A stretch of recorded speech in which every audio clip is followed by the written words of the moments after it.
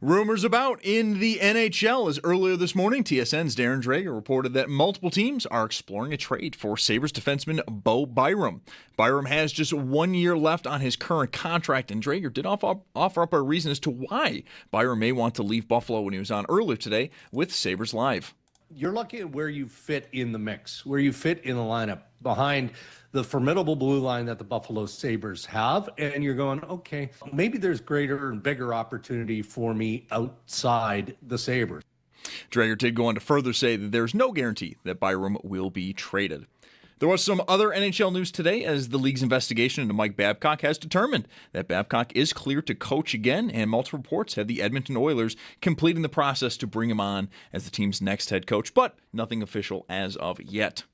In the World Cup, we've got 4 more games today, one of which is already in the books. South Africa and Czechia, they draw 1-1. Coming up next, Switzerland takes on Bosnia and Herzegovina. That's in just a few minutes in Los Angeles. At 6, Canada versus Qatar in Vancouver. And then at 9, we've got Mexico versus South Korea in Guadalajara.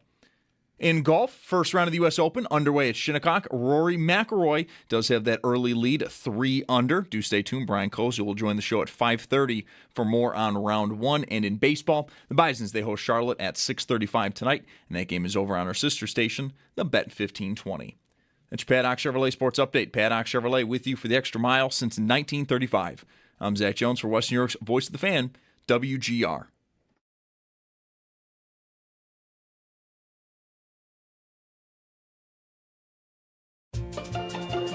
It's Mike Schopp and the Bulldog. If you wrap foil around that, just like the little bit of the base part of the banana where the fruit is, wrap foil around that top and they will last longer. You know, I'm something of a scientist myself. Who needs your bananas to last longer, though? Look, I don't want to go to the store every other day for bananas. They're 8 cents each. What the hell are you talking about? What is going on? You're going to wrap them in foil? They're better when they're just a little green. Yeah. It's Mike Schopp and the Bulldog. Too much work. Not that much trouble. Too much work. Says the guy that's got a spreadsheet with 3,000 fantasy teams. On WGR, Sports Radio 550. I mean, all these clips are so ancient. I don't have a spreadsheet, all right? But I do have teams. I drafted one last night, by the way. Well, how do you keep track of them all? I don't have to. It's 2026. Somebody else does that. Okay. All right. For me. But I thought you would like investing your time and energy and brain in keeping all those columns neat and having those teams all on something that you're doing yourself manually just because, you know, that's how you are. I'll get there. Okay. Right. Don't you have them all written down in a notebook where you're only using the front page of the No, you know what? first? There are only so many hours in the day. And I'm spending some of those hours, heretofore hours devoted to fantasy spreadsheets, to puzzles. Oh, okay. Because I feel that, over the last decade, those spreadsheets really are not plus EV. Like, more of them are just sort of it's something to do to get through a day rather than something useful. Because by the time the season comes around, I'm not on those spreadsheets. Like, I'm not even really doing anything with them. Mm-hmm. I already have the app and the website that have all the teams and who's available in waivers. So I don't need the spreadsheet. You're really like duplicating work here. That's all that's being done for you by computers. Yeah, I don't need the spreadsheet. Doesn't really help me. You're being phased out. I mean, your own fantasy life, you're being phased out. And I'm not even kidding when I say this. People very much more serious about this than I am. Those people exist. Mm-hmm. I believe that. They're using that sort of work for knowing who they've got and who they've got enough of, because they've drafted 7 times already today and they have another draft in 5 minutes. And how many shares of Travis Hunter do I have? So for those people, and that kind of was me, but I still wasn't really doing it right efficiently. Those people use that information. They need that. They want to know, do I have too much Josh Allen or not enough? And if you're drafting literally hundreds of teams, you don't necessarily know. How could you ever have too much Josh Allen? Well, that's a good question.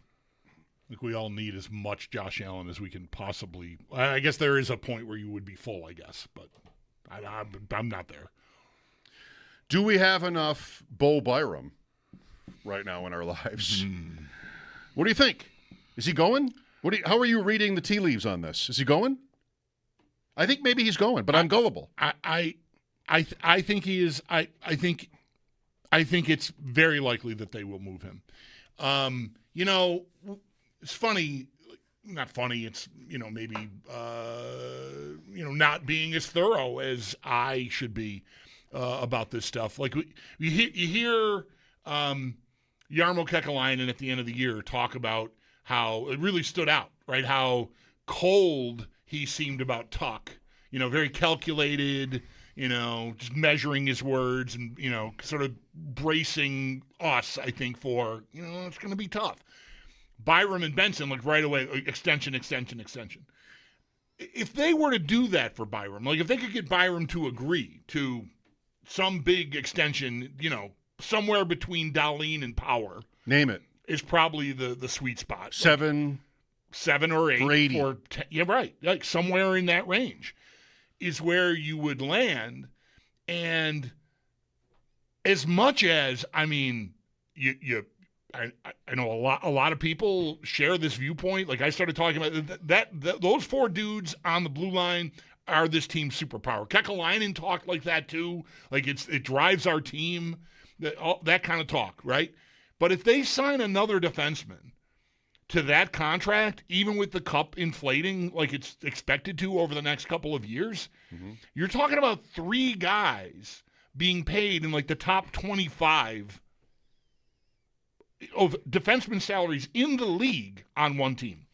And that does not exist. Like no team in the league has made that commitment to blue liners. Now, you could say, well, maybe no team has this great a collection of guys, but it would be a lot of resources piled into one position. The justification for it is what? Well, it drives our team. It's our superpower, like I've been saying. So we want to hang on to our fastball.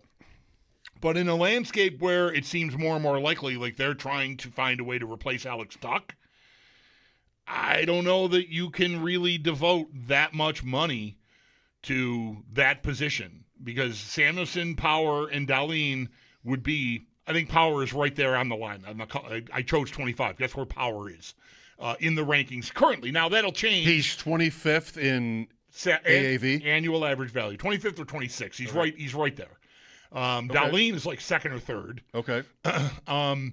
And so I think it was sort of there for us to dig in a little bit. Like, how likely is it that they do this? Right? It's like the Bengals signing 2 number 1 receivers. Interesting. Kind of thing, right? Like, is this the best way to allocate our resources? And so, Byram, I think, would have a certain kind of value for teams that don't have even one guy that warrants being paid like that. So I'm open to it, especially if it's Toronto and especially if it's Matthew Nyes.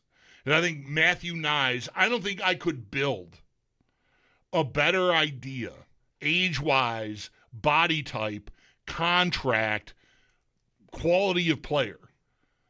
I haven't looked to see what kind of penalty killer he is, but I could not think of a better guy. I might be guilty. I've been crushing on Nyes since he showed up in the league. So I'm kind of a fanboy of his, but I think that is a trade that would get me to move Byram. I don't know that I would say the same about Power, and let's not even talk about Dahlin and Samuelson. They're in a separate category. I think Power should be. Should be also in a separate category? Yes. Yeah, I don't think... If it's my team. Right. I don't think I would trade Power for Nyes. If it's my team. But if it's Byram, I think I could get there. Because I think that would answer at a very, I think, reasonable salary for the immediate future and even for a few years after. Nyes is signed for 4 or 5 more years. Very Sabres. Yeah. And I think now, what you got to then tell me is how I'm replacing Bowen Byram on my team. Like, where is that? Well, that's what free agency in the trade market is for. Yes, this is super interesting, this one, because really, and I don't know that I'm really qualified to answer these questions, but it is take football. What do we the Bills have the league's leading rusher. Okay, great. How many wins is that? What if they had replacement level running back? Would they really be any worse? Maybe one win. I don't know the answer to that, but positional value varies, obviously. In hockey, it's narrower. It's only really it's center, but then it's forwards, and then it's D, and then it's goalie. Like, you have to figure out what is any of this really worth. And if I have, not to mention the cap allocation, but if I have 3 defensemen that I think are borderline elite, what is it worth to me to have 4? Can my third carry somebody else? Right. Like, that's really where the smarties at the Sabres are probably crunching all that stuff. And I don't think I know the answer to that, but it seems intuitive. Although I would have liked Kesselring to stay around. Maybe he was just untenable. That's the part of this that's really weird, is the timing of that, coupled with now reports that Byram could be in play, because you might have thought, how bad could it have gotten with Kesselring? Maybe really bad. That you're trading him when you might be about to trade Byram. Like, Kesselring would be, that was why he was acquired, was to play that role. Again, Samuelson was in the wilderness at this time last year. And also, Byram wasn't good at all. That's right. So I don't know, like, the timing. That's why I'm still sort of working on. I might be like so the Always Sunny with the dry erase board. The guy's got this manic. Like, these are all connected somehow. I just don't know the thread yet. But to just move on Kesselring with this, being in the wind now today. It would be odd, unless it was just so we just got this is now never going to work. We'll find a better idea to do what we wanted to do last year with Michael Kesselring. Yes. So I can live with that. That should be able to be done, and you shouldn't have to. I don't think build your team in such a way that you are paying your blue line $28 million a year with 3 guys. I mean, I'm not even including Sam. It's nuts. So I feel like we are. I'll just say I feel like I sort of missed that when Kekalainen was talking and being so bullish on the idea of keeping Byram. Maybe he was just playing cards with the league. Like, this guy we value, we love him. He's a part of our core. Yada yada yada. Now let me start making some calls. Or he was talking like almost literally the day after the season ended, and he was talking like we were all talking, which is like, wow, that was awesome. And why would we want to change anything? There's also this. I mean, from Byram's perspective, he's limited here, right? Like, he you can scoff at this if you want, but like on a team like Toronto, like if he were to be traded to Toronto, he immediately becomes their number 1 defenseman and their quarterback power. Their power play quarterback. In a year, he'll be the most highly paid defenseman in the NHL. Yeah. Maybe. Or maybe when they make the trade, because they sign him right away. Right. If you're giving up Matthew Nyes, right. You're not renting Bowen Byram. Right. You're committing to him. That's right. So the opportunity for him to just get to a level. He's roadblocked here. He just is not going to become that guy here because Dahlin and Power outrank him. As excellent as I thought he was their best player in the Boston series, Byram. I thought he was dynamite in it. Then you thought he was bad. And I thought he was bad against Montreal. I thought he looked like he ran out of gas against Montreal. He was very vulnerable, I thought, against Montreal. But anyway. But that's interesting in itself. Yeah. Like, is that a matchup thing? Boston really couldn't. They weren't dangerous. They were pretty solid and steady, but they weren't dangerous. So a guy like that, I don't know what I want to do with Byram. I know, well, I do and I don't. I have been critical of the Sabres for, this goes back a year or a little less. Not even really, it was even when the season was already underway. Just like, why? They wanted to trade him. They couldn't. Or didn't, or whatever that was, both. And so what happens here? And then they got really pretty, and I just stopped talking about it. Like, just, okay, well, this seems to be going pretty well. And we don't need to trade good players on good teams. We have a good team now. Mm-hmm. But I guess I really don't feel like I have my footing on what changed this year. We talked to Chad one day, and because he would be one of my first calls, like, what happened here? And like, well, situations and players. He's still super young. Mm-hmm. Players get better. That's the kind of thing I tend to bet against. I don't know. I want to have more clarity on him than I do, but I'm not going to be mad if he's traded. I might have some regret, but I think again for the right player, the right deal, I have to be open to it.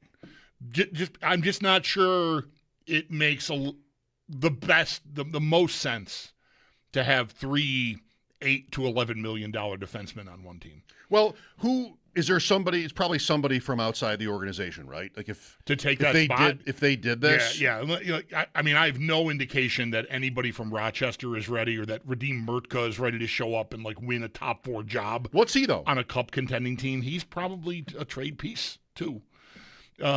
But he's last year's number 1 pick, and he was pretty raw, project-y guy, big, it's going to take time, all that man strength, yada, yada. Like, he's not. To me, I'd be stunned if he's in there thinking, oh, we can get by without Byram because this guy's ready. I just don't think they have a guy ready for that role. All right. So I think they got to go outside to get it if they move Byram. Next question, what about Gleb Pugachev? Is this a draft pick idea? Yes, he is in the Athletics mock draft today at the 20th pick. Although he's a winger. Oh, well. Can he skate backwards? I mean, he's from Russia. So how do you, of course. But the article was like, Yarmo will draft Russians. And, teams have avoided doing so. The Sabres have not been shy about that. In fact, a couple of the defensemen I'm thinking of from Rochester that have been there a couple of years that I don't think are ready are Russian guys. Mm-hmm. So they haven't been scared off of that for a little while here, I don't think. But let me throw in another name here. All right. Nyes is one. So Matthew Nyes, Leafs. 2 ways, young, big, cost-controlled, a lot to like. Hellebuck. Is he someone you think the Sabres would call on? Yes. Me too. And that's also this, right? I mean, that's Byram is this is also a kind of a sell high moment maybe for Byram, where you have a particular challenge in that you have to figure out how to pay him in a year commensurate with other defensemen on your team that might be better or in the same, the whole thing you just laid out, like just sort of the balance of power on your roster and everything like that. But what? Like this would be kind of a sell high moment on him unless you think he's going to the Hall of Fame or something like this. And, an 8 to 10 year contract at top dollar is worth signing him to, which I don't know that I do, considering especially how the Sabres are already built. So, Hellebuck, what's that? That's Luukkonen. Right. That's Byram. Here's something else about this. And the 20th pick, maybe. Okay. I mean, I think it would be a little bit, maybe this is inside out, but a little bit sexy if the Sabres traded their pick in a draft that they're hosting. Because who does that? Old school is you want that moment in your arena.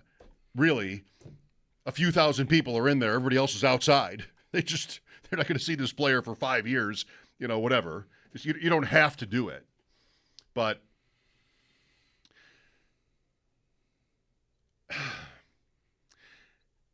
here's what I was going to say. We're maybe the shoe is on the other foot here, where the Sabres are often so seemingly disadvantaged in trade talks because players want to leave, or there's just sort of a supposition that players want to leave. And okay, well, this is really not an even trade, but I kind of have to do this. And right now, they could feel like the teeter-totter is the other way. And they're up here. And here's Winnipeg with a player that has a lot of marketability, has a lot of value on the market, but doesn't want to be there anymore, right? So you can be, if you will, you can be the alpha in a trade like that. Now, I don't know if I want to trade it all.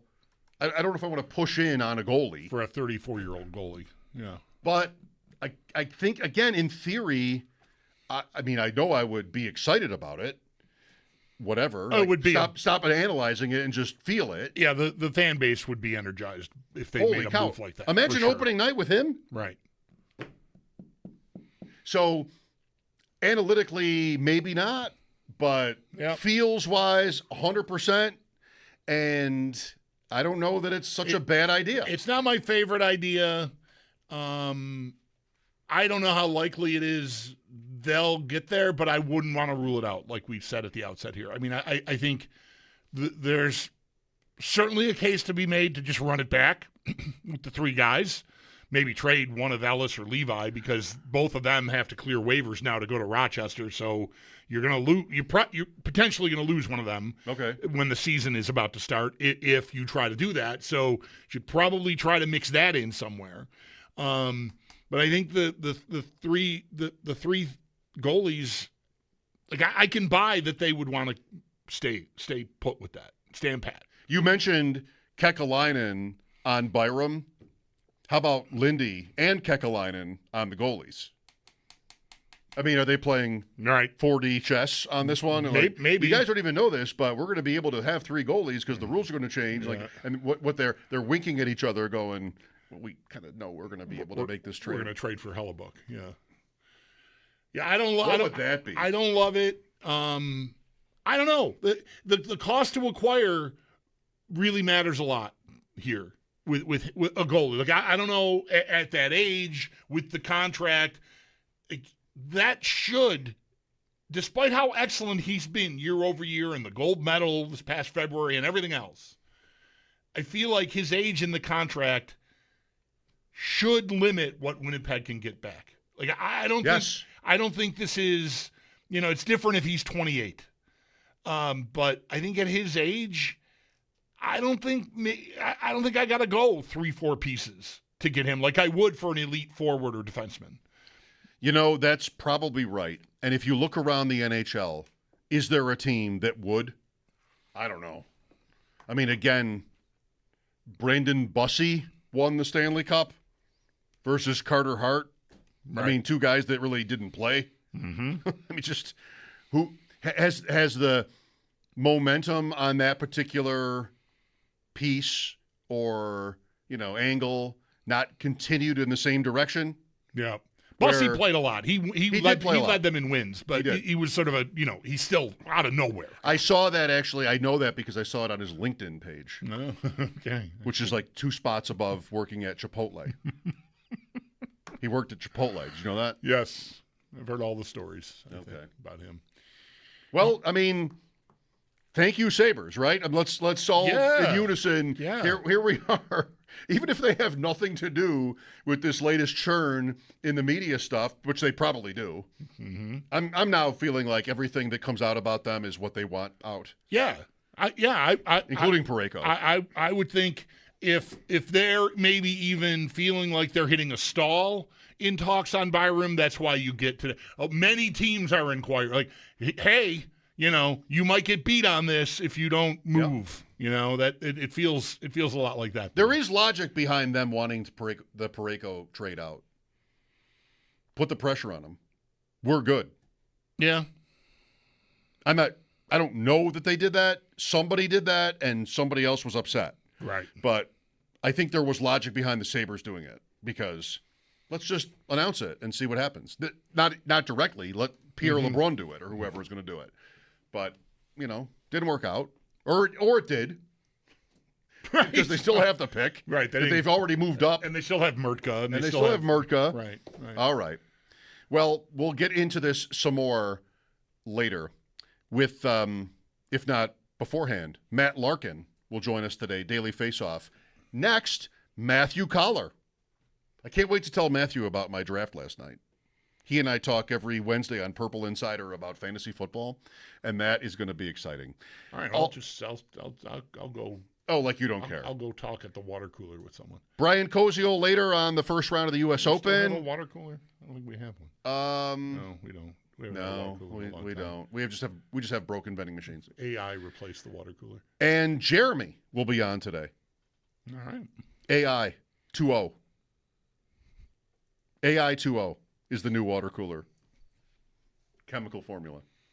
Jeremy's got an event tonight. We'll talk to him about that and more as well. So lots of people.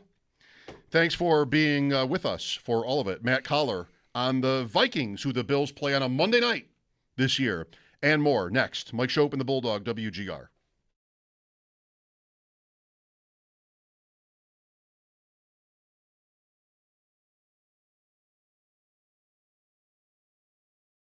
For more comfort.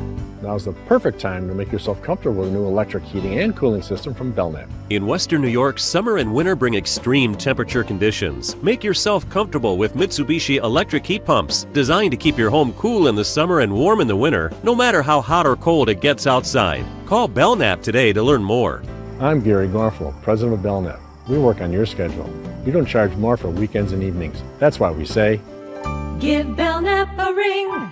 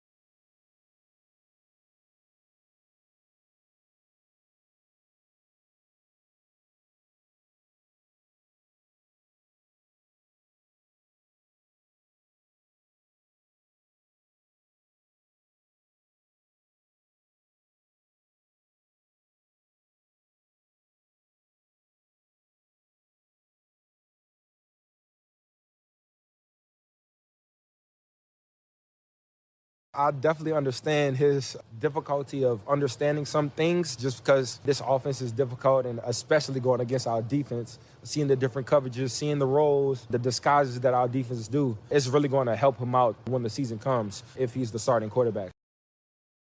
We're so good at this. Justin Jefferson.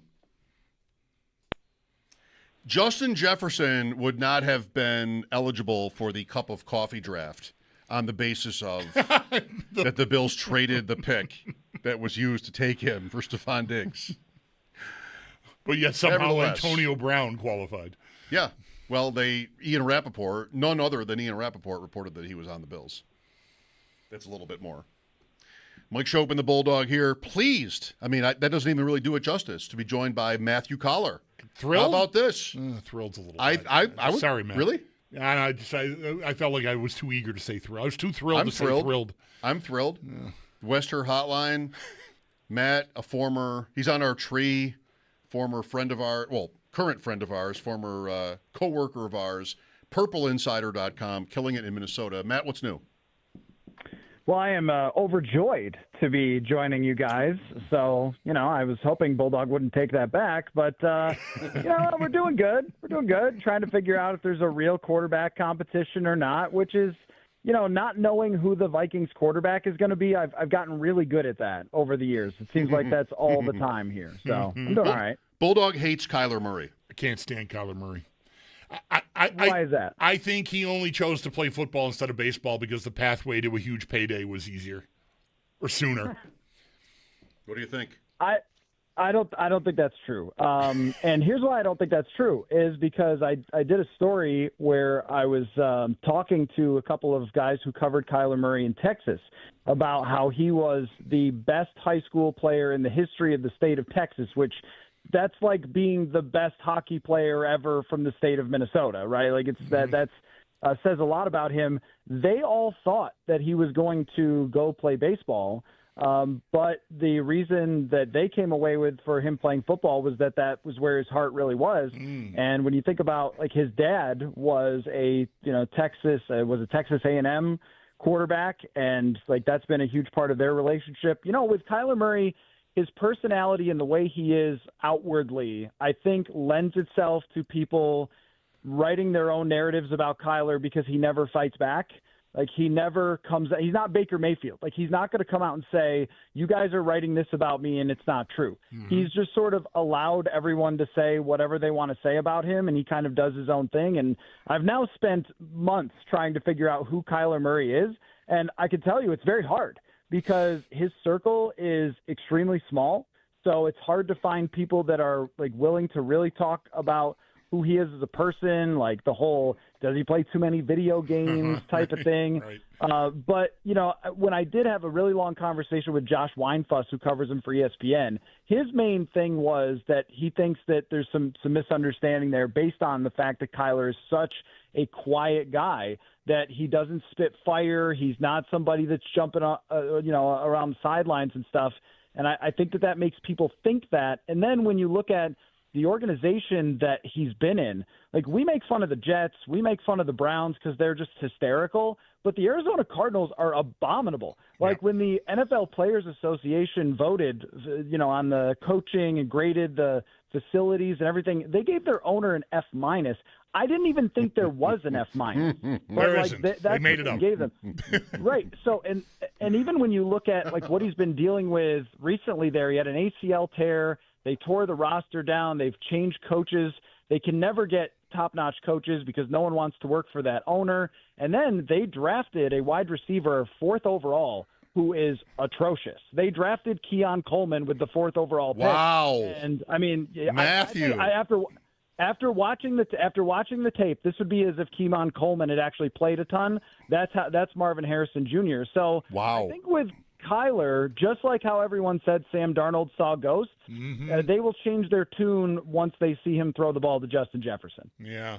Well, I definitely would plead guilty to inventing my own narrative about him. I mean, clearly. I mean, That's what we do. I'm not talking to someone from the inner circle. But what you're telling us and me here is maybe take with a grain of salt that there were clauses in the contract about video games because it came from the Arizona Cardinals.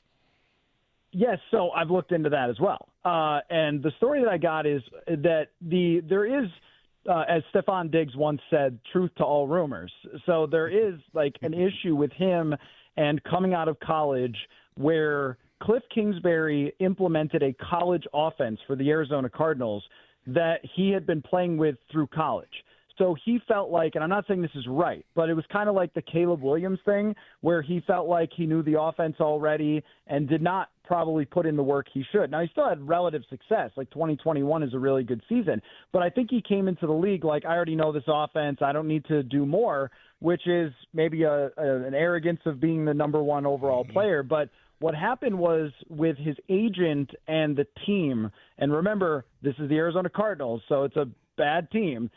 They had a huge battle over his contract, and ultimately the public was sort of mocking Arizona for giving out such a terrible contract, and their response from their GM was to leak this out there to make Kyler look bad. So you're making your own franchise quarterback look bad because you're mad that you got run over the coals in a contract negotiation. So there was truth to it, but it was also ridiculous that it ever came out there. And then my understanding is, because I know Jonathan Gannon from Minnesota, that he and Jonathan Gannon had a great relationship to where they were going to each other's houses, watching film, that they worked really closely together, and that it was not Jonathan Gannon's choice to bench him last year. That was the management wanting to tank and lose every game, which we support tanking here. But we do.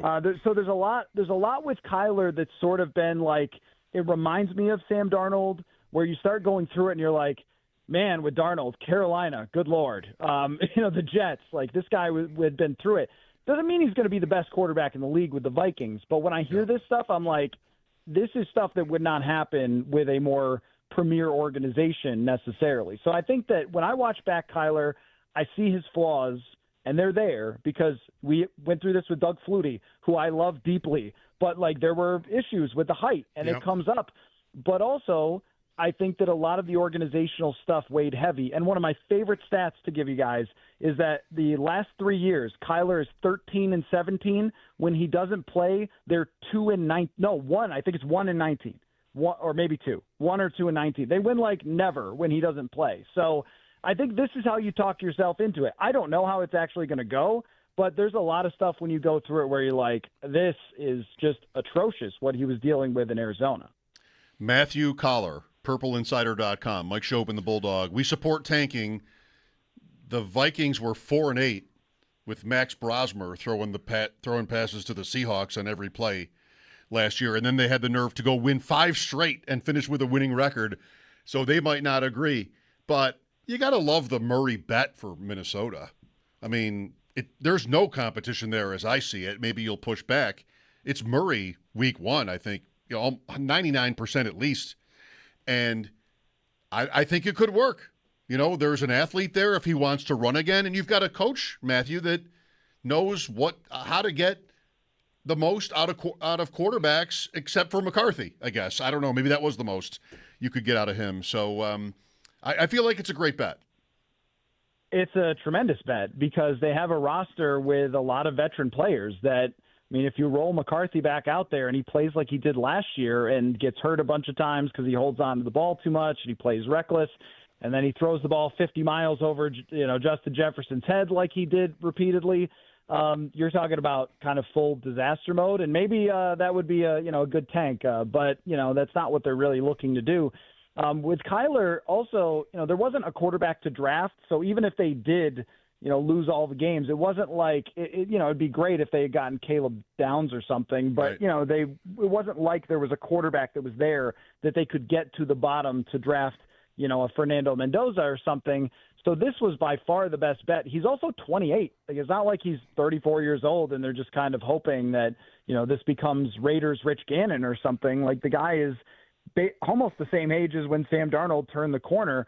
But also there's another stat I could throw at you, which is kind of interesting, that Kevin O'Connell, as the Vikings coach, is 31-9 when his quarterback at least has a 90 quarterback rating. 90 is not even that great. When his quarterback even plays okay, because they have the best defensive coordinator in the National Football League, they win most of the time. And, I think with Kyler, I don't believe that you have to be the best quarterback in the entire NFL to be a legitimate contender. And I think we see this happen in the NFC a lot, where I don't believe that Jalen Hurts is the best quarterback in the NFL. I don't think Sam Darnold is. And, I was kind of, maybe his biggest defender when he left Minnesota.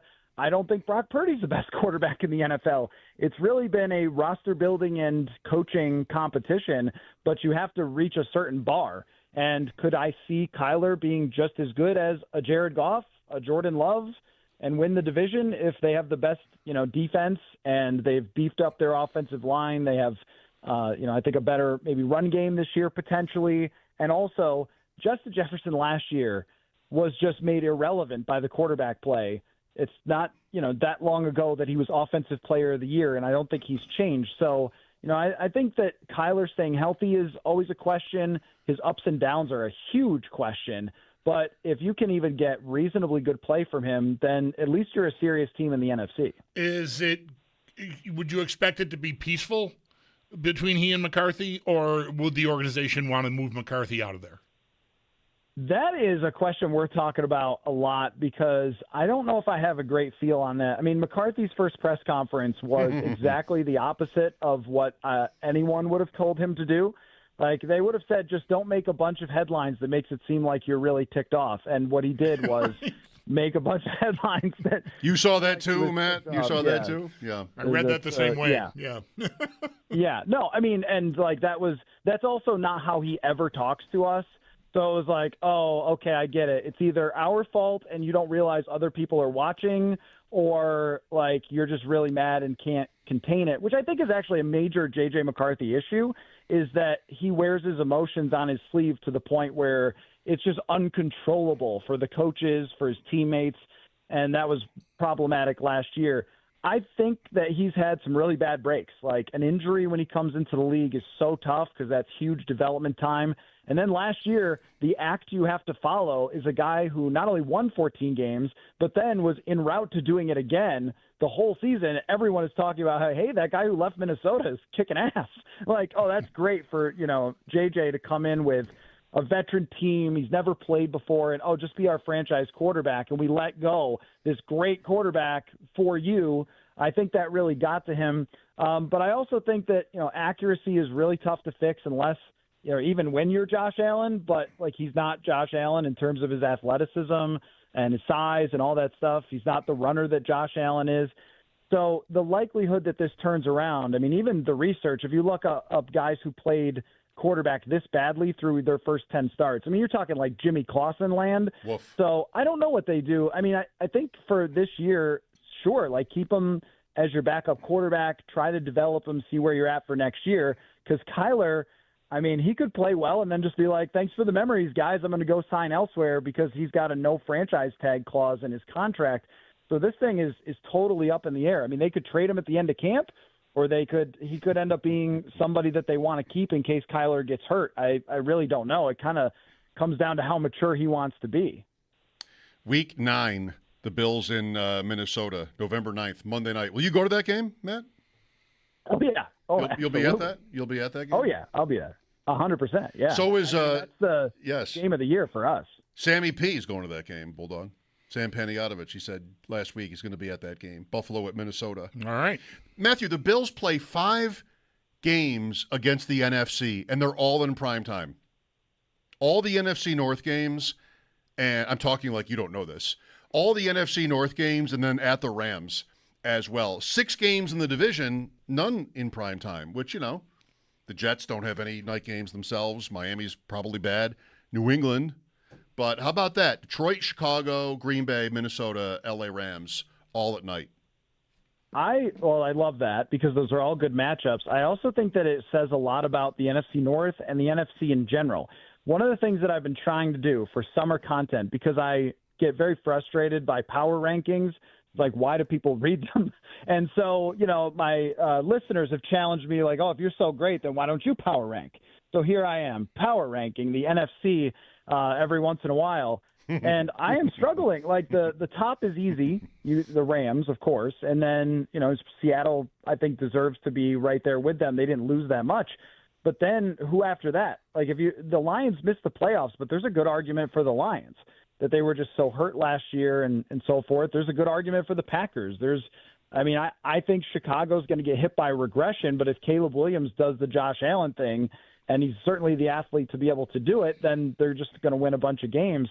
San Francisco is still out there. Philadelphia went and got a top-notch pass rusher, made a really good move in the draft. Like it's tricky, and I wonder what you guys think though about that Bills schedule. That sounds pretty tough. Are people worried? It is. We might need to do in Matt's honor.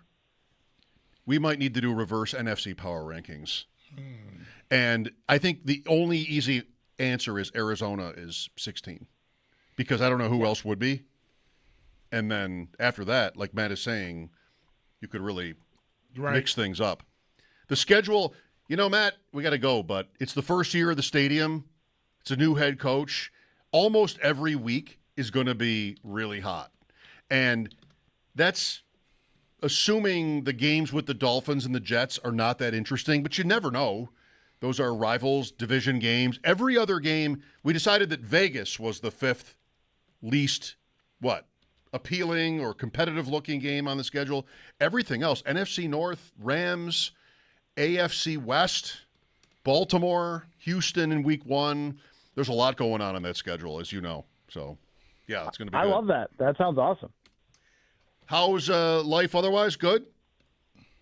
Great. Yeah, I just got back from golfing. We have another greyhound that we adopted. Yes. So, right. That's been wonderful. Name? Wonderful process. And my wife is broadcasting games for the number one player in the WNBA, Olivia Miles, who's taken the league by storm. So that's been awesome as well. How do you name your dogs? This one came very naturally.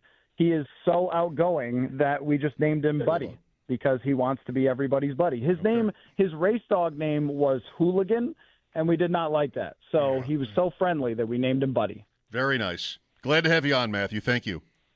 Yeah, thanks for having me, guys. I was thrilled with how that went. I hope Matt heard that. Yeah? Yeah, no. Yeah. Why do you say that? Because of how it started? Well, I started. I didn't want to use thrilled. Remember, he caught you. It was only 15 minutes ago. One thing about that guy, he will catch you. Yep. Buddy. Yeah, he's a Greyhound guy. It's a Greyhound house. Matt and Sloan both were here in this building for years, if you didn't know. Coming up at 4, Matt Larkin. Lots of NHL rumors to talk about. Jeremy White will join us next hour as well. And Brian Koziol, too, U.S. Open. Mike Schopp and the Bulldog, WGR.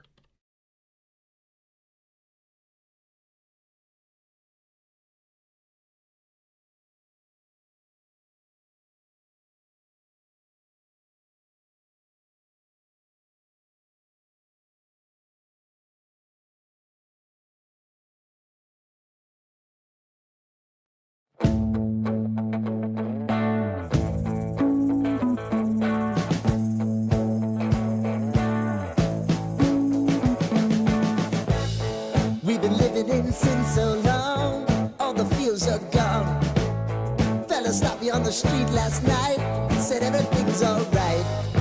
Roller coaster, make it through the day upright.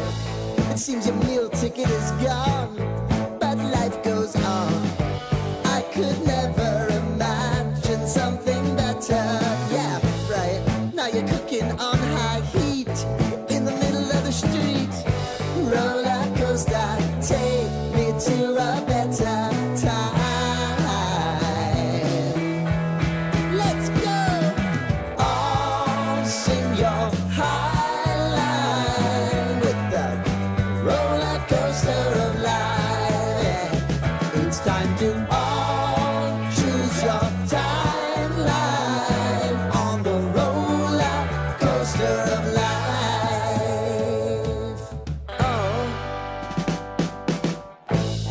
Seem to easily forget how to place your bet. When everyday life gets you down, you gotta steal the crown. Got to own it. Don't bitch and moan about it, please. God forbid you scrape your knees, and it's nothing to sneeze at. Oh, I've told you over and over again. You gotta get both hands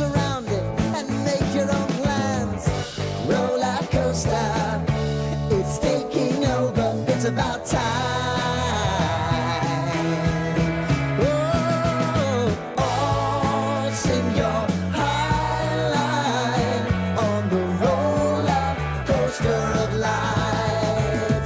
You've got to all choose your timeline with the roller coaster of life. Roller coaster.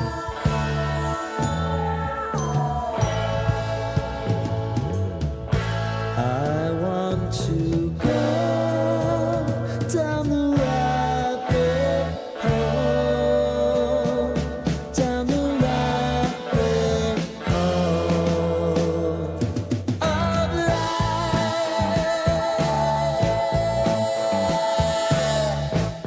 And now it's about to leave.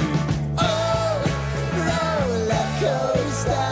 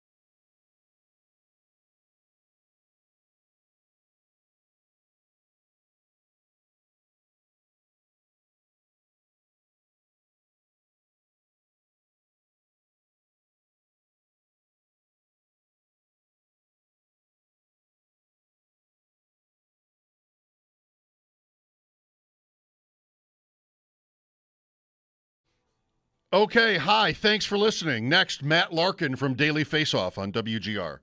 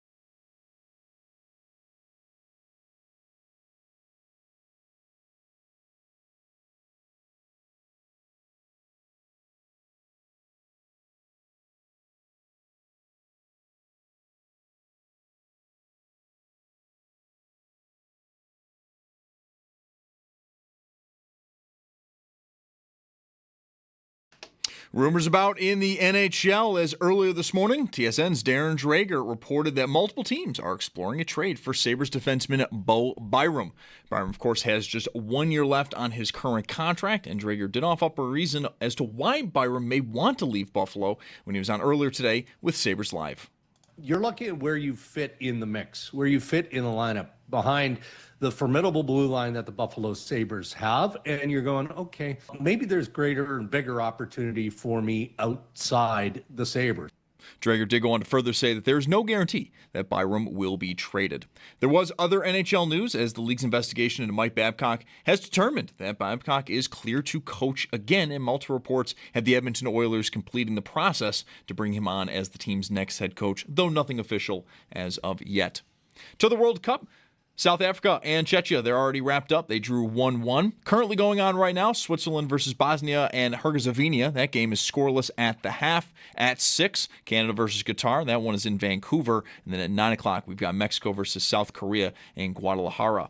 And for the U.S. Open, round 1 is underway at Shinnecock. Sam Stevens and Ryder Cowan lead the way at 2 under. Do stay tuned. Brian Koziel is going to join the show at 5:30 for more on round 1. It's your Paddock Chevrolet Sports Update. Paddock Chevrolet with you for the extra mile since 1935. I'm Zach Jones for Western New York's Voice of the Fan, WGR.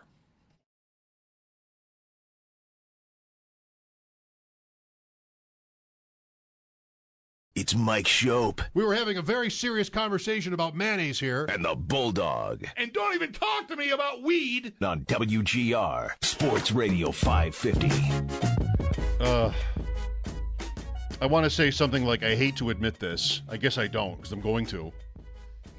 Beautiful day. I love it when it's windy. Go outside, touch some grass. I hate the wind. The river, Yeah. Just sort of feels like living. When it's windy, it's like active. But what did I do instead? I ended up on Nothing Against the Site, because I love the site. I'm a subscriber. Defector, reading an article about how the CBC is dead as a hockey provider. And Lauren Thiessen wrote it, and it included, which I had not seen yet, like a 13-minute open to Game 7. And I watched the whole thing.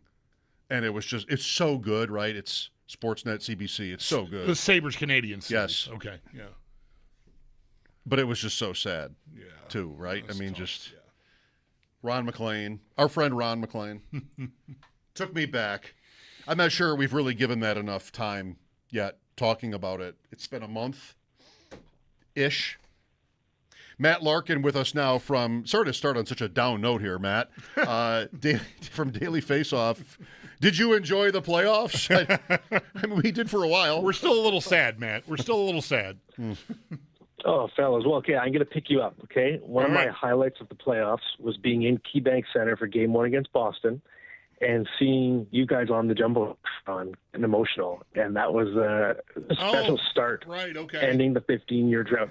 There wasn't a dry eye in the house, and I was even getting a little teary-eyed. So I appreciated seeing you guys up there. Is this O Canada, you mean? No, he means the game open the kids. that we with our sons and yes, thank you, Matt. Yeah, thanks. The montage, right? We had no idea. I mean, I knew obviously I went and was recorded and filmed and whatnot. I had no idea what they were going to do with that, and it blew my mind when I found out that it was the first thing that was going to play. It's so nice of you to mention that. Yeah, thanks a lot. And then we had... Oh, I loved it. I was happy and my to be son, there. I felt privileged to be part of it. My son started covering the Sabres this year, Matt, and was in the press box watching that. Like, he's 24 years old now. And that had to be a moment for... He's sitting there like, oh, my God, they're not going to show me now, are they? Like, just to juxtapose how long it's been. And my son was at the watch party. Right. It was a pretty cool moment for all of us. So thanks for bringing it up. I thought maybe I got confused. You could have meant Game 5, which was when the anthem singer's mic cut out, and we were on that too. Because we were sitting in the stands or standing in the stands, and we were featured on. Like we both got all kinds of hits on social media from people that saw us. Sportsnet, yeah. But yeah. And I was asked about this actually earlier today. I wanted to be singing along, but my voice was shot, so I couldn't, partake. But it was another special time in there. Well, I mean, what do you want to say, Matt, in conclusion of this Sabres season? Like, they seem pretty back. They're not getting that much love or respect in the betting markets for next year. And there's, of course, plenty that's going to happen before we know how it all is going to set up for next year. But I know you would say, like, the Sabres did a great thing this year, sort of bringing this all back to life. Yeah, absolutely. I think the year was obviously an unabashed success and having the best record in the league from the start of the streak on December 9th and winning around, not just squeaking in and being happy to be there, but actually winning around, being pretty dominant in the first round of the playoffs, getting to a Game 7 against Montreal, back and forth series. I was in the building for Game 7 as well. And it was special. And I think if there's a reason why there's some trepidation on seeing them, it's just with all these contracts and not a lot of cap space. Of course, now there's the Bo Byram situation to worry about as well. But with Zach Benson and Alex Tuch and Peyton Krebs, obviously Michael Kesselring, that's been resolved now. But it's just hard to know, okay, what is this team going to look like? Who's going to be gone? Is Jarmo Kekalainen going to be able to improve this group, or are we looking at status quo? Overall, I remain mostly bullish. And one reason is just Constantinides, what we saw from him in a little taste. And I just think that he is going to be an important player next year, and I think he's going to help drive this team forward. So it's important to have appreciating assets in the group as well, which I think Buffalo does have. Yeah. We'll see what ends up happening. Obviously, the draft is here in Buffalo next weekend, and that, of course, precedes July 1, and that's the drop-dead date, you presume, on any Alex Tuch conversation about him staying here. What do you think they should do with Tuch? Do you think they should just sort of swallow hard and let him leave because he's 30 and 8 years at like maybe close to $11 million or something? Might not age well. Like, where do you come down on what to do with Tuch? It's funny. I've kind of surprised myself with how I've changed my thinking as I've just looked more and more at Buffalo's cap situation, because, of course, you don't want to lose the momentum that you've gained. And by removing your veteran, most of the time first-line right winger, it's hard to stay afloat. But I just look at Zach Benson. To me, the breakout he had, I think that changes things. And what I mean is, he was so good. I think he's become such a priority that if you bring back Alex Tuch, you are going to force Zach Benson into a bridge deal situation. And we've seen that around the league. The example I always think of is Evan Bouchard in Edmonton. If you have to give the guy a bridge deal who's clearly already worth more than that, you're going to get hit hard on the next extension, and then it creates a whole other complication. So I actually think Zach Benson is a bigger priority than Alex Tuch. If Tuch walks, well, that's a big chunk of change that opens up. And, of course, it does mean that Jarmo Kekalainen has to replace him. And the market, the UFA market's not that good, so you're going to have to go into the trade market, I think. So if I'm just kind of dreaming up scenarios, for example, if Alex Tuch goes and he gets $11 million, $12 million in the open market, well, maybe you call the St. Louis Blues and you check in on someone like Jordan Kyrou, who could replace in terms of production, not necessarily play style on the first line. I liked how that all went when you were talking there, Matt. I mean, that you changed your position on it. Because I feel more like where you have ended up here, which is like, okay, well, I mean, it's the Sabres for so long, and Bulldog and I have talked about this so many times, have been a team where, there's this pipeline of prospects, that's coming. So, we're always getting rid of guys. But this year I want to trust it. And that's Hellenius, and that's Benson, and that's even Kulik, who missed most of the season. Ostlund, too. And Ostlund, like this year I want to trust it. These are not wallflowers. These are not players who are completely on spec out of the minor leagues. But I know also what that sounds like, especially around here where we've done that so many times. And last year they got me, if not us, with Zucker and even like Greenway, I guess, or Samuelson, who was under contract, veterans who they kept in the name of they wanted to be here. And like, I don't want to play like that. I mean, what kind of a organization is this? But I mean, man, Zucker really meant a lot, and Samuelson was kept, and he had a very good season, big jump in terms of offense. So yeah, like I'm sitting here on a team that finally got good with a 30-goal scorer, and I'm at peace with his leaving, which is different for me. Yeah, and the other thing, the other point I should make too is Peyton Krebs. To me, he's someone who surprised me. I thought his game popped a lot more than I expected to, especially when he was playing first line in the playoffs. And he's another RFA. And if you're talking about Zach Benson, well, it's easy to take your eye off the ball with Peyton Krebs. And he, to me, is someone who actually could be a target for an offer sheet. People might think Zach Benson, but no, Buffalo's going to match anything. And the threshold to sign him would be much higher in terms of the compensation. But typically, the realistic offer sheet candidates are guys for whom the compensation threshold is not crazy, and it's players that are valued higher by the other team. And because you're so focused on Tuck, you're so focused on Benson, I think there's a chance that Buffalo could take their eye off the ball and then somebody could swoop in on Peyton Krebs and having seen something. So that's another reason why you have to be careful with Alex Tuck and kind of weigh everything and decide if it's worth it. Because if you sign him and Benson, well, there's not nearly enough money left to also fit Krebs unless you, let's say, jettison Jordan Greenway's contract, which I think wouldn't be the worst idea. Krebs is a really tough one. Like, because where do they want him to play? Where did he play? What should he be looking for? Like, hey, I was good on the top line in the playoffs. I should be paid like a top line player. The organization might be like, yeah, but really long term, you're probably our fourth line center. So, like, what are we doing here? And he's got arbitration rights. I think he's the only player left now that they divested themselves a Kessel ring yesterday that has that. And I, honest to God, that's like a dart throw. I have no idea where that could end up. Yeah, and I think, again, it highlights the fact that you could have a situation where one player feels like he's shown something, he has the first-round pedigree, and if the franchise sees him in a different spot long-term, if there's a discrepancy, that's exactly when an offer sheet is dangerous because the player is far more likely to sign it. So to me, he's someone you have to watch carefully for that reason. Matt, you ended up on Call St. Louis about Jordan Kyrou. I'm curious what you think about Matthew Knies as an idea for the Leafs to trade away.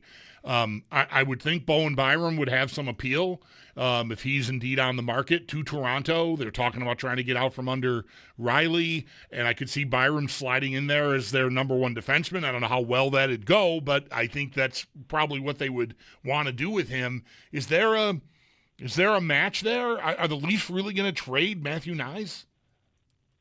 Oh, geez, where do I start? I have so much to say on this topic. But in terms of just a fantasy trade, I can see the fit. The Leafs desperately need mobility on their blue line. They need basically what Morgan Riley was 8 years ago. Right. So Bowen Byram, pretty good, comparable there. I thought he was so good in the playoffs.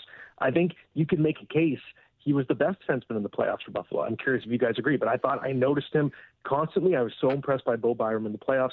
If you want somewhere where he can be a number one, okay, yes, Toronto's a good fit. If you're willing to accept the whole trade within a division scenario. With Matthew Knies, I'm just confused. I'm so confused. You're a team trying to retool. You just got the first overall pick in the draft. You've missed the playoffs.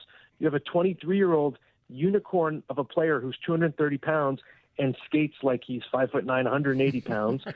Why are you trading this guy? I don't get it. Right. Part of your future. I don't understand, other than the fact that, okay, because Knies' skill set is so unique and so coveted, if you can get someone to overpay, really massively overpay, fine, you entertain it. But other than that, my whole opinion on the Knies thing is I just don't understand. Isn't this the exact type of player you should be building around? Yeah, that's where I'm at. Like, I mostly want to dismiss any time I hear about Knies, but it keeps cropping up, which makes me wonder, whether or not that is in reality something that's attainable. I agree with you about Byram. I thought Byram was their best player in the Boston series. He troubled me a little more in the Montreal series, but I thought he was dynamite against the Bruins, Byram. I mean, he was just a horse, just all over the ice. So that's a player. I was too focused on us being on the scoreboard. It's a player that I think, Kekalainen, when the offseason came here, Matt, a little earlier than we would have liked, of course, Kekalainen talked about wanting to extend Byram. He's so important, our top 4D. I've been talking about it. I've been referring to it as the Sabres superpower this year. Kekalainen said similar words about their top 4D, but signing him to a contract that I would expect would land somewhere between Owen Power's $8 million and Dahlin's $11 million, that's three defensemen with those contracts, and I'm not sure that that's good team building. Yeah, it's a fair question, especially when you'd be paying Bowen Byram basically that AAV to never play on the top pair, to never even be on the top power play unit, right? And for Bowen Byram, that's a consideration too. If you're thinking about the extension, I think if you're in a sign and trade scenario elsewhere, you're going to get a higher AAV. Mm-hmm. You're going to be paid to be a guy who's top pair, PP1. You're going to get better numbers as well, which even comes into play for his next contract way down the road. And I do think, you look at the construction of that top four. Well, everybody's a lefty. I know that that everyone has been asked to play their offside, but I do think Buffalo would be wise to try and find a natural righty to build into that pipeline. I know you have Radim Murka coming long term, but you need, I think, someone in that top four or at least top six to be a more reliable natural righty. And then for Bowen Byram, because of the all lefty situation, he's never going to be ahead of Rasmus Dahlin on the overall depth chart, right? So I can see it, even though I just like the way he's fit and that top four was just dynamite this year. It is something that I think everybody has to be realistic about. If Bowen Byram is really thinking long-term, and I understand that he's happy in Buffalo in terms of just the actual team setup and where the franchise is going, but in terms of him just wanting to be the guy long-term, you have to be realistic. I mean, I certainly understand the why would you trade Matthew Nyes, and there's a little bit of why would you trade Byram. But, that's what we're here for, right? Like, just you've got teams that have different strengths and weaknesses, and maybe there would be a fit there. Do you, Matt, really, if you were one of these GMs, would you be averse to trading in the division? I don't think I would. I don't know, like too much changes, and I would want to trust myself to figure out the rest of the build. If you believe in it, do it. And I don't think I would shy away because of that. I 100% agree. It's the same thing I always say when I'm trying to make trades in like my fantasy pools. I'm like, all I care about is my team. I don't care about what is happening with your team. Right. There's no ego involved. I'm just going to make my team better. And I think it applies to real life. I think the entire idea of trading within division thing, I just think it's overblown. I think the exceptions might be if you have someone who's been a franchise institution for so long that it would be very emotional to have to face that player a lot. Okay, fine. It's like Sidney Crosby's not getting traded to the Philadelphia Flyers, for example. You know what I mean? Good but example. other than that, I've always felt the idea is overblown. Yes, I agree. Are you old enough to remember the 93 Sabres Leafs when it was Andrechuk to Toronto? Of course. The Grant Fuhrer, Andrechuk situation. And, of course. I was 10 years old at the time. Okay. And then Andrechuk went up there, and Andrechuk had kind of a reputation for – not coming through as well as we wanted him to in the playoffs. And then he went to Toronto and scored it wasn't 20 goals that year in the playoffs, but it was hot. Big playoff. He was on Gilmore's wing. He finished with 54. He finished 54, but I have to say the Leafs were in the Western Conference at the time. Yes, that's right. So, Good that's point. Right. It wasn't a divisional trade, right? Good point. It was a regional, delays, geographic trade. But the bridge delays were the same, but that's right. It was not. That's right. Yeah. Good point. One more for you on the Sabres, and then I would like more of a read from you on the way forward for the Leafs, Matt. Goaltending. They had three guys. They carried three guys almost all year long. All three guys played. And I don't know, the playoffs came, and it was uneven, and, this guy got pulled, and this guy got pulled, and this guy got pulled again, and, we kind of were, a bit of a yo-yo. But overall, their goaltending performed, I think, above expectations. It was a strength of the team. But I wonder about getting a guy that, Hellebuck's name is out there. I don't know who else top-shelf goaltender-wise is available. Shesterkin's intriguing, but I've not heard anything about him being potentially on the trade block. Bobrovsky? Bobrovsky's a free agent, right? Do you think the Sabres should pursue, a stalwart, number one, highly paid goalie? I don't think yet, especially just when you factor in what the cap hit would be, and they're already, right up against it, trying to figure out everything with the forwards. But I think also because if you just look at the sum of what they got in net this year, I think that Ukko-Pekka Luukkonen, Alex Lyon, also Colton Ellis, they were combined an above-average group. And you look at what Carolina just won the Stanley Cup with. Freddie Anderson, Brandon Busby. I think Buffalo's goaltending was as good as those two guys. Lyon and Luukkonen particularly, they both had really good stretches during the season. They both had their moments in the playoffs too. And I think overall, if you just have decent goaltending, and that's a pretty good floor to start with, I consider it actually more of a surplus that Buffalo has right now. I think you can make a case. Colton Ellis is probably one of the better number 3 goaltenders in the league. And then you can go 4 deep, and you have Devin Levi, who I think is someone that the Sabres should consider trading. Mm-hmm. He's just been blocked for so long. He's an undersized goalie, but he still has that cachet, having been a top prospect. I think he's got some trade value. So I think he's someone that I would put on the block if I'm Jarmo Kekalainen. And if you don't think that Levi's going to pass any of the other 3 guys, so I would stick with this group at least one more year, and then you can revisit next summer because Alex Lyon is a UFA and so is Colton Ellis, assuming neither guy signs an extension this summer. Matt, do you plan to come down for the draft? I'm not sure we can promise you our pictures on the Jumbotron, but I don't want that to be a detriment. We're mixing it up. We're going to have the excellent Stephen Ellis. He's our daily face-off prospect analyst, so he will be making the journey instead of me for the draft. And ball hockey aficionado, Stephen Ellis, I believe, from following his Twitter. That's right. So you know you're Stephen Ellis. Yes, I do. Exactly. And with the decentralized format, obviously, if it was the old school format, we'd be there with a larger contingent. But of course, the game has changed. Well, how do you think that draft will lead off? Is it McKenna? Is like 8 out of 10 dentists recommend McKenna, but the Swedish kid Stenberg has got his supporters. Like, do you think it'll be McKenna? It has to be. And even though Ivar Stenberg has a really excellent skill set, two-way player, he might end up being just as good of a player as Gavin McKenna. If you're John Chayka and Matt Sundin, this is not the time to take that risk. You will be forgiven if you're wrong on Gavin McKenna. If he turns out to be a bust after being such a dominant junior player and pretty impressive at NCAA, that's okay. But if you do not pick him and you're wrong, it's an absolute disaster for a regime that comes in with not a huge amount of fan confidence around them. You cannot galaxy brain. You can galaxy brain your head coach and hire Jim Hiller. You can galaxy brain trading Joseph Woll and bringing in Emil Andre, who has great analytics, but you cannot friggin' do that with the first overall pick. It has to be Gavin McKenna. You can't do all of it. You can't do everything just on those terms. That's right. Very good. Is everything peaceful with Austin Matthews?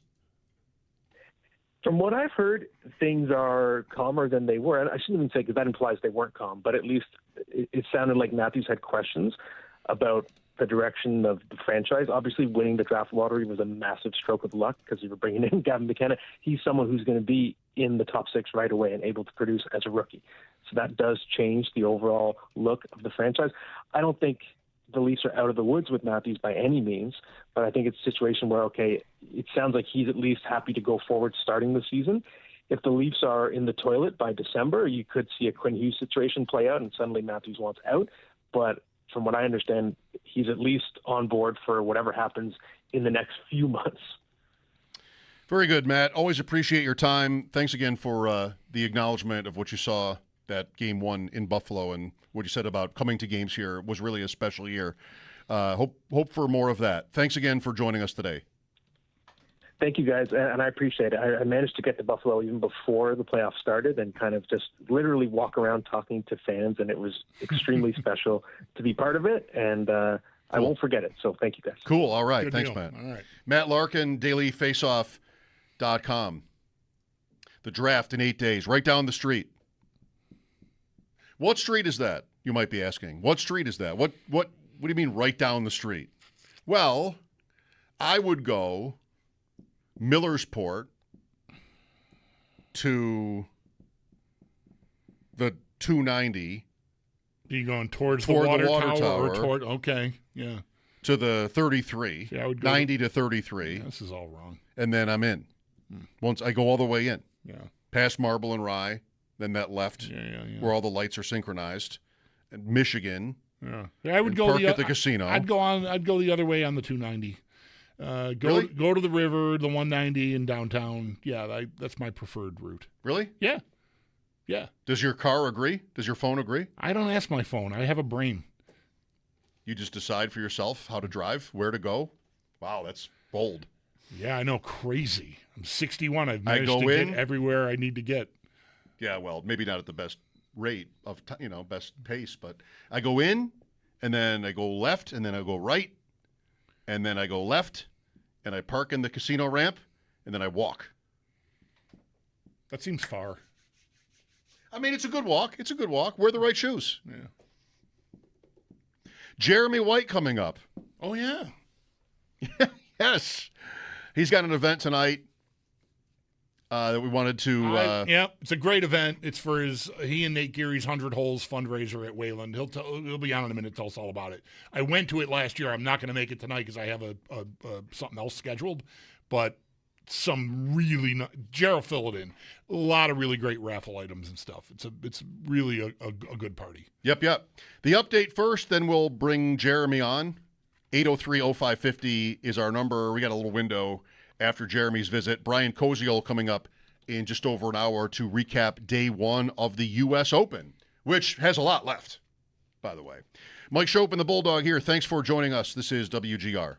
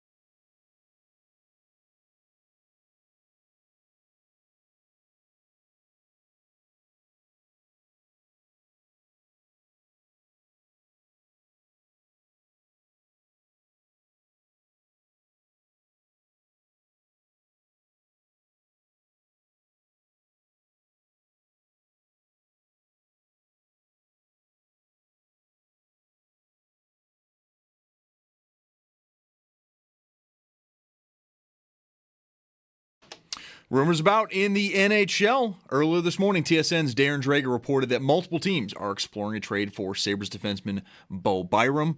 Byram, of course, does have one more year left on his current contract. And for more on this, Darren Drager did join Sabres Live earlier today. You can listen back to that on the Odyssey app or our website, WGR550.com. Some other NHL news. The league's investigation into Mike Babcock has determined Babcock is clear to coach again, and multiple reports have the Oilers completing the process to bring him in as the team's next head coach, though nothing official as of yet.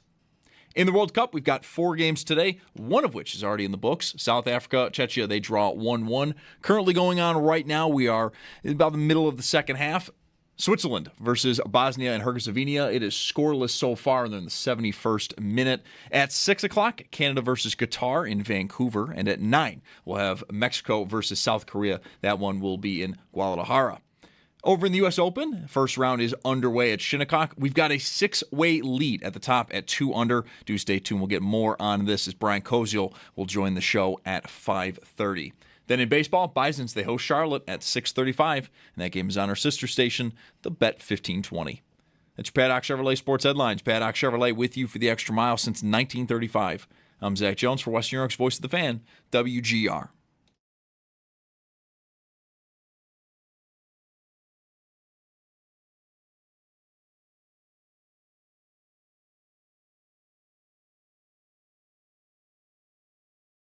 U.S. Open. Anybody running close to being in position to break the course record? Do you have that? Do we know? I see -2 through 3 holes, -2 through 3 holes, -2 through 4 holes, 4, 4, 5. I thought it was windy. I got 6 guys here at 2 under, tied for first, who have barely started. Sorry, you were saying I was doing something. Sorry, I'm trying to finish. Trying to follow the sports is all I'm doing. Lowry -1 through 2. There's a guy that could break a course record. 12-1 is the bet. What's your hat? My hat is a pint of beer with stupid sunglasses on, pushing a lawnmower. Duh. Of course. Oh, what are you, blind? Can't you see? Yeah, I don't know. I fell into the internet got me. You know, I ordered all these hats, like Bills hats, Sabres hats, these 5950 New Era flat-brimmed hats. And then they started hitting me with like, hey, have you heard of this company? They make these designs. So I ordered these hats in like September, and it took until now for them to get here. But I like them. The purple one I got to not wear with the purple shirt, though. I had a purple one a couple weeks ago that was all messed up. Mine's West Point, by the way. The well, I can't see it. Army. I can hardly see it through your gray hair. What does gray have to do with it? It's a cheap shot. Jeremy White. Exactly what that was. Jeremy White. I knew right away. Jeremy White with us on the West Her hotline. Not his first time, but usually, he's in here. And he's got an event tonight at Whalen Brewery, which, Jeremy, again, can I just say, I'm sorry I missed the League of Shopes and Dreams draft at this location. You did a lot of work to set up for it, and then, we all had dance recitals, including yourself, maybe. I did. I just logged onto YouTube just to see this hat that Bulldog's wearing, by the way, and I'm a fan. I like it. Yeah. That was the point. I've got a hat in the hopper that I want to get. It's called Piped Pimento, and it's a pimento cheese sandwich hitting a drive and marveling at it. Right, perfect. Right. And that seems like the kind of hat I want to wear. Yep. So anyway, yeah, the Whalen event, we had the draft party there. I was very honored as the champion of the League of Shopes and Dreams to choose the location where we would go. I chose Whalen, and I had them make up Masters-style menus in honor of the champion, Mr. Jeremy White. So good. So it was a win for me regardless because I got to do that. So we had a good time. A part of me wants you to win again so I can go next year if you end up doing somewhat the same thing. A small part. Where would I host the draft Wayland again? I mean, rent out the entire property. Just have everyone come celebrate. I tried to get us up, Bulldog, into Niagara-on-the-Lake at a winery up there for one of these when I won. And it was too expensive and then COVID, so it didn't work out. But this would have been a great day. I'm sure it was. So what do you have going tonight? Tell us all about it. So this is the second year we've done this. I play 100 holes of golf every year with a bunch of guys that play at Wanaka, men and women that play at Wanaka, and there's 29 golfers this year playing 100 holes. It'll be a week from today. It'll be on my birthday this year, and it's a great day to start playing golf at 5:20 in the morning and walking and playing 100 holes of golf, which it's a challenge. It's a lot of fun, but it's a challenge, and I think this is the 10th year that they've been doing it. This will be my 6th, I believe. It's slowly grown from 3 guys that started it to raise money for Roswell Park and for a couple local charities, including the Courage of Carly Fund. And I jumped in with my friend Roger Kalani Bodge, who the Luca Kalani Foundation got in on this as well, and it started to really, really grow. And it's an event that I know all the guys that play in it are very proud of, to do this, to kind of share the camaraderie of the day, which is the full day, and it ends up being a haul by the time we're done. And we raise money for the Luca Kalani Foundation, the Courage of Carly Fund, Camp Good Days, Roswell Park. And we take donations along the way just to kind of, keep us going, whether it's, birdies or pars or eagles. And the last couple of years, I kind of had a thought, why don't we just have a giant raffle? And, you can donate $25 and maybe you win something cool. And I reached out to the Bills and the Sabres, and they've been so gracious to donate things like signed Josh Allen helmets. The Sabres gave me a Sabres team signed stick, which I was just kind of blown away by, like the entire team signed a stick. I've got that. Max Hairston autographed football. I do this in partnership with Nate Geary of our station, who he reaches out and gets golf foursomes at pretty much every course in the area, public and private, and we'll draw, and if you win, then, you win. So $25 for a ticket, and one ticket goes in every single drawing. So you only win once, but you don't win the Josh Allen helmet. You're in the next drawing, and then the next drawing, and then the next drawing, until we give everything away.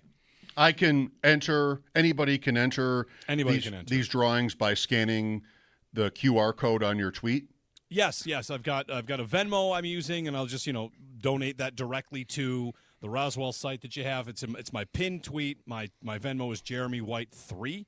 You can send it there. All the money will be donated directly into the Roswell site once we gather all that. I found that through, these raffles, just using it that way it's really easy. People just pop their phone up like, oh, how much is in my Venmo? Well, here's $25, Right. So it's been really good to kind of get things moving in that department. And the other reason I like to do a raffle, like a lot of events have auctions, and the auctions have their place, but I'm not the kind of person that I'm going to spend $800 on a team signed stick. And I thought I might spend $25 for the chance to win one. So I like that, everybody's got a chance if you want to get in. I don't want just these items to go to a highest bidder. It's about as many people getting a chance to get in as they can.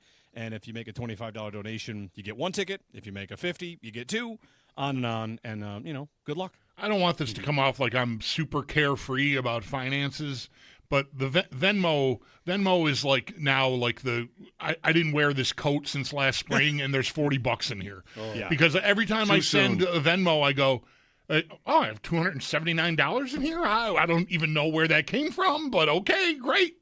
It's like a bank I don't even know that I'm a member of. Cannot relate. I sort of feel like. Cannot relate. I can also treat it sometimes like, someone owes you a monthly $40, like we split babysitting and other. What if I leave that there for like a year and pretend I don't see it? It's kind of like a savings account but anyway. Right. Well, for folks who don't know, this is at Wayland. You should make sure everybody knows exactly where it is, which I know you do. I know where it is, but I'm not ready to give the address like you because you do the commercials. 3740 North Buffalo Street, Orchard Park. For people who haven't been, it is just a premier spot. Like, it's really, really great there. Yep. Yeah, that's why I had the fantasy draft there. We had this event there last year. I've done a bunch of stuff with them. We had a draft party there 2 years ago for the second and third rounds. And it's windy out, but it's nice out. I thought today was going to be a total washout and rainy. So it's windy. We'll be outside on the patio. Nate and I will be there. There's going to be music, food, drink, everything. There's no cost to get in. Just, kind of come hang out. And this year, a new feature I've added is I had my buddy Rory at Zoom Copy make me a big giant. I have a QR code on a giant placard like I'm a ring girl at a boxing match. I'm going to be walking around holding the QR code so you can just scan it from your seat and make your donation, and hopefully we can generate some that way as well. Do not have to be present to win? No, do not. I will be able to contact anybody. That's the other thing. If you donate to the Roswell site, I'll have your email. If you donate through Venmo, I'll just contact you right there. You can leave your phone number in the comments, or just I can say, hey, by the way, you won. That's another thing. It's a nice, easy kind of paper trail for me to follow how you're going to win. We just randomly draw the winners, And you'll be contacted, in the next day or two by me to let you know that you won. The only thing I don't love about your event, this 100 holes of golf, is that it keeps you from doing the ride for Roswell, which I totally understand. Those first couple of years that you did the ride was a day or two after this, and that was insanity for you. Yeah. There are some years where they don't happen 2 days apart.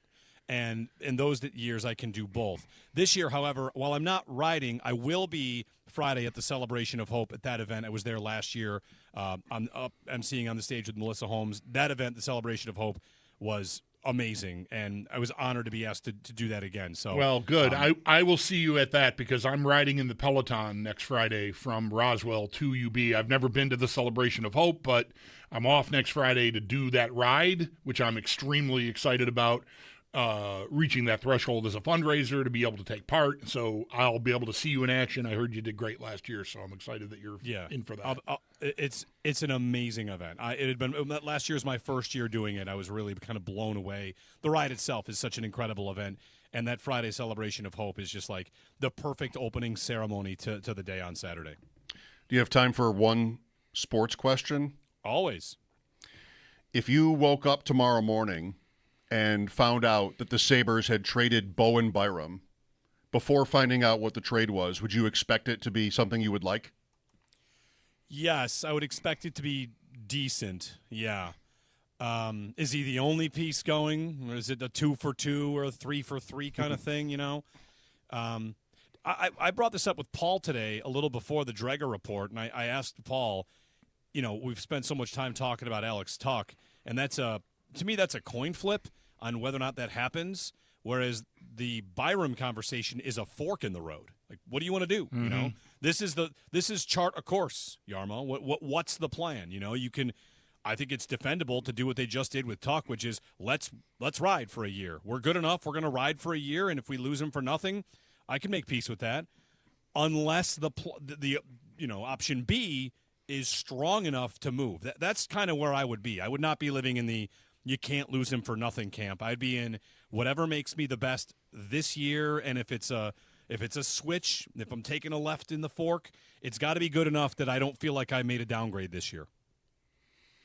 Yeah, it's a question about your confidence in the GM, and that's the Sabres or the Bills. And over the years, a lot of times I might not expect to like what I'm about to hear, but. Yeah. It depends on the player, too. I feel like if it ends up in like Kyrou or Matthew Nyes, I'm going to be fine. But if it's like a goalie, I don't know. They should feel no pressure to give him away, Byram. Right. Yeah, no, absolutely. Right. He has a tremendous amount of value for them. I mean, those four dudes were the most important thing on the team, I think. So it's going to be hard to part with one of them, but I think like a guy like Nyes, especially Nyes, is like plug-and-play Tuck replacement, and he's 7 years younger. Right. I mean, it couldn't be better if you could pull that off. Right. They should also, maybe I'm wrong here, but shouldn't they feel like if you had a 50-50 to bring Tuck back, that I feel like Byram would be 20-80 to bring him back? I don't think he would come back. This refrain we're hearing about Byram is the same one as before. And I don't say that in a negative way. What were we told the first time they were thinking of trading him? It was he wants to be a top pair guy. Right, he right. wants, and Power it's not about play. the area. Right. And it's the same exact thing. So I feel like, okay, that is that's at the root of this. It's not about the team. It's not about the area. It's about what his career aspirations are. And I don't envision that changing at the end of the year. So I feel like you would ride it for a year and then say, best of luck. If you do want to pursue that, good luck. Thank you, Jeremy. Enjoy your night. Thanks, guys. Jeremy White at Wayland Brewery tonight from 6 to 9. Yep.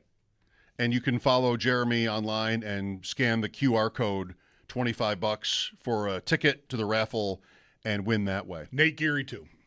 He's got all the details. I don't know, for some reason, if Jeremy's blocked you, you can find the information you're looking for from Nate, probably.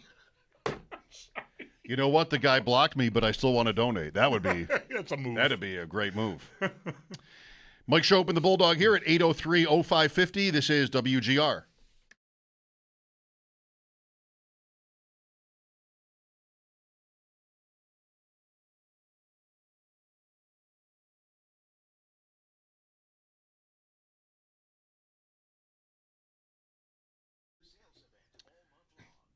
Outlet Liquor, official partner of the Buffalo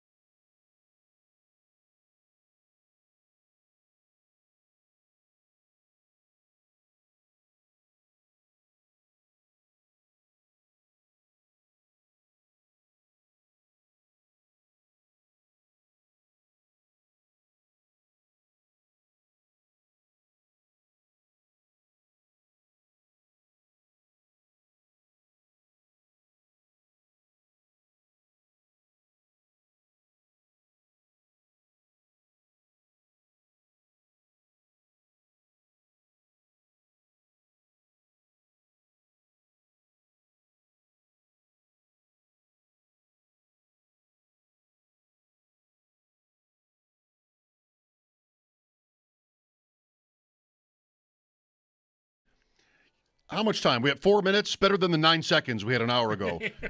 What's the website for Chris Trapasso's game? Oh, boy, I would need to check his Something 7. I think 7by7.com or something. And there might be 2 7s in it. But I need to. I'm sorry. I need to Google him to find just that for sure. Dump this on you. Yeah, I don't have it memorized. I want to play. I haven't played it yet. Yeah. Oh, all right. Yeah, you should. I think so. I love drafts. You can tell. We like him. You can tell. It's not like I don't want to say I've cooled on it. I just haven't been as active as I was. I did the hockey one today. I'm like, all right, I think this is pretty much over. 7for7. Okay. .com. That sounds right. All right. What do I want to? What are the tips? Start drafting. Spin. I'm spinning. Yeah, I mean, there's a choice: easy or expert. I don't know what I picked. Saints 2020s, round 1. Olave. Let's just see what happens. Okay. I'm drafting Chris Olave. I'm not sure if I'm playing easy, I guess. Bears 90s, round 2. That is going to go by round. Yeah, I'm not going to. I need to see the list of players. I don't have no idea who the Bears drafted in the 90s. No, in the right. Round. That's right. Chris Zorich. Tough game for me to play from. I'll here. take Chris Zorich. Okay. Yeah, you're right. Do you mind while I just do this? Falcons 2000 third round. I don't need a quarterback, right? I'm just going to do. Wow, it looks like Olave gets buried. Man. Yeah, you don't have to. You just draft the best players each round. Harry Douglas is how you want to play the game, I believe. All right. I mean, Harry Douglas, Cowboys 70s. Oh, this has got to be good. Yeah, this has got to be good. Maybe not that good. John Fitzgerald. He was the center on the Staubach Cowboys for those dynasty teams. 49ers 70s. Bulldog, I don't know. Can I get this done? Archie Reese, defensive end. Archie Reese. That Let's sounds go. like Round a player. 5. Yep. Seahawks 2020s. Can I get your guy here as just as a tribute? Where's our guy? Evan Worry. But it's round 6 or whatever. Never mind. Whatever space you're you're right, on round the 6. board. Yeah, you're not. Yeah. Freddie Swain. That sounds like a player. And then round 7, Lions 90s. Lions 90s. 7th round pick. Barry Sanders. No, he's not available. I have no idea. Hesley Hempstead seems like a cool name. Oh, go with that. All right, B+. All right, pretty good. Playoff caliber. Fitzgerald was my best pick. 7for7.com with hyphens. This is Chris's site. Least we can do is play it on the air. But again, it's hard to play together unless we're looking at the same screen. No, that's true. Yeah, I mean, I'm not come over. I'm not coming over to your side of the room. Olave was a terrible pick by this. I'm pretty much doomed at that point. Yeah. If I first round without knowing the other, I didn't see the field of players you passed on instead of It's this decade's Saints, and there's nobody that leaps to mind. Yeah, and usually they're trading and just sort of. Who was that lineman they picked? That Penning, that nobody liked. I mean, the Saints are a little bit. That's not the team I think you want to spin for the first round. No, I would agree with that. The current Saints. Yeah, I don't think I want to do that, but it's a fun game. We have the U.S. Open today. Looks like maybe it's playing a little bit easier later on than it did this morning. We'll talk to Brian Koziel about that in just over half an hour. NHL draft next weekend, next Friday here in Buffalo. There's plenty of discussion on that front as well as we go into next week. Mike Schopp and the Bulldog, WGR.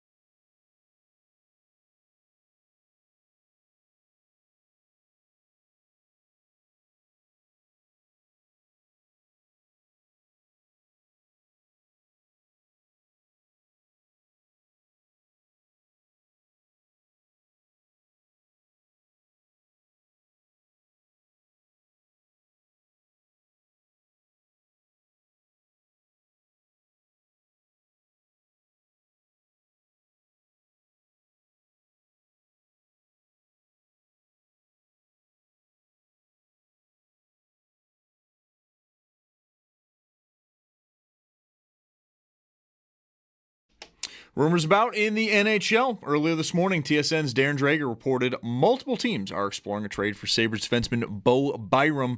Byram, of course, having just 1 year left on his contract. And Dreger, if you want to hear more on what he thought with this report, he joined Sabres Live earlier today. You can listen back on that on the Odyssey app or our website, WGR550.com. Some other NHL news. The league's investigation into Mike Babcock has determined that Babcock is clear to coach again. Multiple reports also have the Edmonton Oilers completing the process to bring him in as the team's next head coach. But at this point, nothing official as of yet.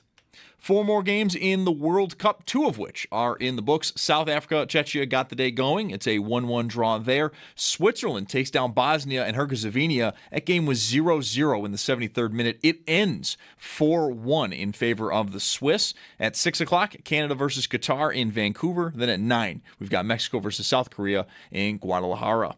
Then over to the U.S. Open. The first round is underway at Shinnecock. Ryder Cowan alone at the top at 3 under. Do stay tuned. In just about a half hour at 5:30, Brian Koziel will join the show for more on the first round. And then in baseball, Bisons host Charlotte at 6:35 tonight. That game can be heard on our sister station, the Bet 1520. That's your Paddock Chevrolet Sports Update. Paddock Chevrolet with you for the extra mile since 1935. I'm Zach Jones for West New York's Voice of the Fan, WGR.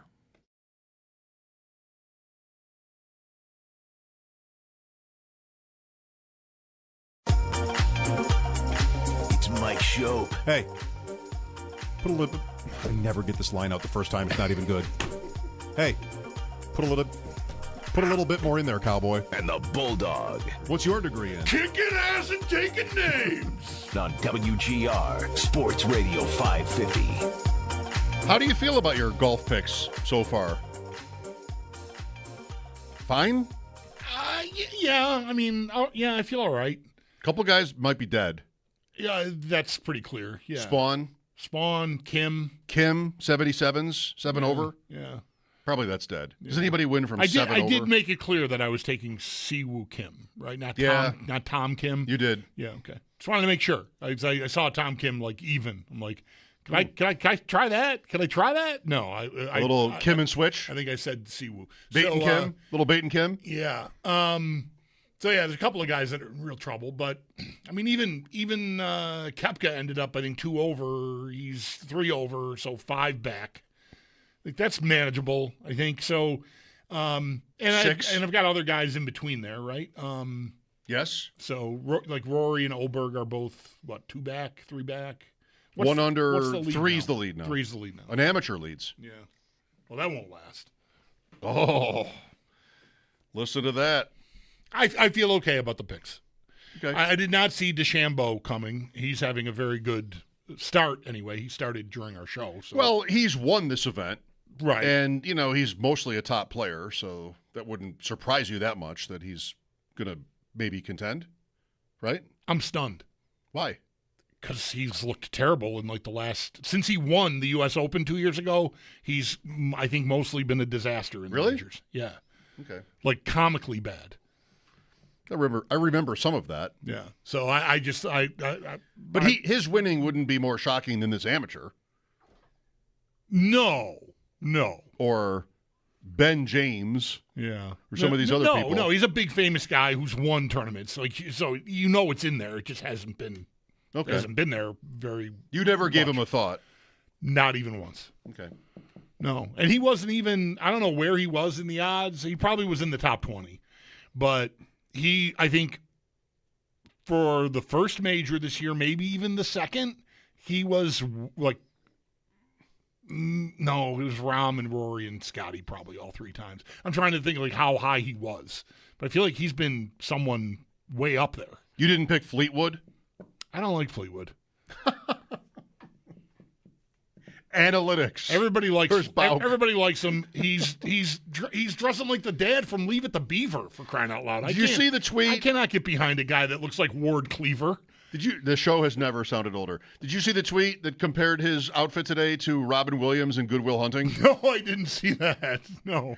He said, this guy, somebody wrote, a woman wrote, this guy looks like he might have just skipped the Red Sox Carlton Fisk game to go see about a girl.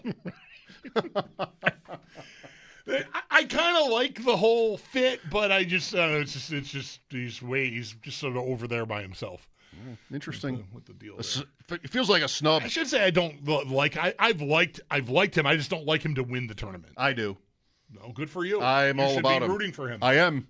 Let's go. I got to tolerate you fist pumping. Thank God you're off tomorrow. You're fist pumping good shots by DeChambeau, which is just nauseating. I love this game. Oh, this bet is great. I love this game. And, I'm listening to Jeremy, and I'm listening to Matt Larkin, and I'm listening to Matt Collar, but I look up, and I know immediately if it's one of your guys or not, and if it's good or bad, I'm into it. You have not. John Rahm. You haven't stooped to, I hope this guy snaps his ankle on a sprinkler head like That's I you. will often do. That's me. But you have been wishing ill upon my players. I've heard you. Just shot. It's over the green and into the way. You're like begging for guys to miss, which is, that's what the bet is, quintessentially. I don't feel like I'm over the top on that, but I'm enjoying it. And my reaction means nothing to anything. Of course. So just aggravating to me. There was somebody up there I'd never seen before who made a putt. I'm like, yeah, let's go. This guy. This is my guy right now. It's the best feature of the bet. I love this bet. I said yesterday a number of times, this is a great day. When we do the picks, it was you this time. I get the Open Championship. Oh, I already can't wait. Let's go to Dan here. Hi, Dan. Hey, thanks for taking my call. Sure thing. One other potential Tuck replacement that I was thinking about could be the winger Quentin Byfield from the Kings. He scored 24 goals in 79 games last year. That's a lot of goals for the Kings because they didn't score much. And I was thinking maybe he could be I think their penalty kill was around 30th in the league, so maybe you could throw in Byram if you think you can't extend him, and McLeod because he plays on the penalty kill. Maybe something like that to try to kind of have an upgrade at the forward position, and then you'll save a little cap space with getting rid of those two players, and then maybe you can kind of allocate some of that. I like the player. I'm curious where you got. Is this just your own idea, or have you read this somewhere? Because I don't know. It would really surprise me if the Kings. Oh, I guess. It's no more surprising than the Leafs maybe wanted to move off of Matthew Nyes. To me, I'm not sure why they would want to divest themselves of Quentin Byfield myself. But I like the player. It's a fine idea. Have you read this somewhere? My idea. Okay, gotcha. No, just my idea. Yep. Is he? That's a trade then. Oh yeah. Yeah. He's under contract for like $6 million for the next probably 4 to 5 years. 28, 29. So yeah. Okay. Yeah. Thanks, Dan. What? Tell me what it costs. I think it's the same sort of. I think it's not quite nice, but it's pretty close. Byram, then. Yeah. This is what we're talking about. Yeah, again. yeah, I think so. Yeah, it's a fine idea. I don't think he's everything that Nyes is, and he's not paid as much as Nyes either. But he's a nice player, nice young player. I had a thought today. So many different times along the way with the Sabres this year, it was just like so back. Whatever that was for you, buying something, simply watching games, going to games, whatever it was for you, there was this, of course, this renewed enthusiasm and energy. I had another version of that today. Oh, yeah? Let's have the schedule. I want to see the schedule. I love schedules. I love it in football. With the Sabres for a decade, I've not cared at all. I was going to games, and I ended up moving on from that. But other than that, just, all right, whatever, bunch of weeknights. How many afternoon games? How many Leafs? Whatever. But today I was like, let's see it. Right. I want to know who I've got here. Who am I opening with? Where am I going? But I think I remember when Mike Gilbert was with the Sabres, his saying that it tended to happen during the baseball All-Star game break, like one of those days. Yeah. I'm not sure if that's still true, but maybe it'll be a few weeks. I feel like mid-July is the schedule. But mid-July. But I'm like you. I've not. 2 years. I remember the schedule came out while I was in Spain. so that would have been between June 25th and July 8th or something. Those were the dates that I was away, because I remember the schedule came. You texted me. We had just checked in 7:30. We had just checked in 7:30 games. I'm in this incredible Verbo Airbnb in Malaga with a rooftop pool all to ourselves. Like my phone's buzzing at the Sabres schedule, and it's you bitching about 7:30 games.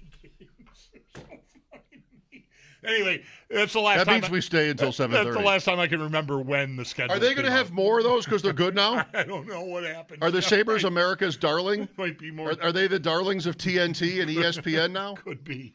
7:30. Yeah. Baseball's going the other way. Earlier. I mean, so many baseball games every night start at 6:30. What about that idea? Have they thought of that? I wish they would.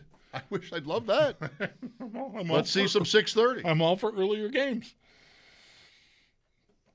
All right, we'll add Quentin Byfield to the at least the show-generated ideas. Fine enough player. Sure. Frank is with us. Hello. Hey, guys. So I recently changed my stance. I think that we should actually keep Alex Tuck. For some reason, I'm weighing the options, and it's leaning towards keeping him would actually be better, and it would seem like it would be detrimental to our team's chemistry just to lose him. But I also want to get your opinions on it. Do you think it would be like another 05-06 situation where we lost J.P. Dumont, and then at the end of the year of the 2006-2007 season, some players have actually said that they were missing that J.P. Dumont type character? So just want to get your opinion on that. Thank you. I think there's always going to be a risk here that the team, like emotionally, chemistry-wise, that they're really down about the idea that they couldn't keep the band together. But I think it's pro sports, and guys usually can get over that. Like, they're going to have their own interest in the team this year. And so I think it would be hard for some guys to swallow, depending on how close emotionally they are to Tuck. But all the same, I think players can be very similar to fans in this way, which is, okay, well, what are you going to do now? You're taking this player away. Tage Thompson, you're taking my winger away, or my co-winger, or whatever. I don't know if Tage is going to be a center or a winger. Probably depends on what the next few weeks bring, and whether they keep Tuck or not. But you're taking my guy. All right, but who's in his place, right? They all love Dylan Cousins. They got Josh Norris. Like, okay, well, Josh Norris is really good. He can't stay healthy now, but guys get over it. So I don't think it has to be devastating or anything. I don't think it approaches the co-captains. But, Dumont's a better comp, and you mentioned Dumont. My brain went to, this isn't Drury and Briere. It's not the co-captains. It's not two guys leaving right at the same time after all the success. Dumont is maybe a better fit. Well, his point, the caller's point was, I think, that he was a precursor, Dumont, that they had a real look at a cup, and he walked, and that was tough. I mean, that was arbitration, and like we don't want to pay you, right? Basically, that was those Sabres, and that set the table for Drury and Briere, lacking confidence. They had their own personal experiences, but just like that, the team kind of lost its way. But in that season, I know they still flamed out, and it didn't even get to Game 7 of the same round that they lost the previous year. But they won the President's Trophy. They were not. Correct. They were not hanging their heads over J.P. Dumont during. Did they miss him at playoff time? Sure, I'm not going to tell you different. I loved Dumont on that team, but their performance. I mean, they won 10 in a row to start the year. Yeah, right. So they were not sulking. Take about your chances. It. So, there is that. So what? I like the caller. Like I don't think I'm flipping back and forth. I started out really wanting them to keep Tuck just because it feels like this is what always happens. And I don't want to see them take a step back. Like, I don't want Tuck to leave and then you're backfilling with all the kids, like you were talking with Matt Larkin an hour ago, how that's often been our existence. It's like, we got all these guys and they'll be fine. Don't worry about it. And I'm concerned about that. I don't think that's what they'll settle for, but that doesn't mean that that's not where they'll end up. Like they may move heaven and earth trying to get Jordan Kyrou or Quentin Byfield or Matthew Nyes or whomever else you want to dream about. It doesn't mean they're gonna do it. There's still no move clauses to be dealt with and all that kind of stuff that, as much as their reputation should have been helped by them having a great year, I'm not assuming that they're going to be able to do whatever it is they think can improve the team while letting Tuck leave. And that might be the best case because it's the safest. I know what you are. Everyone likes you. You're valuable.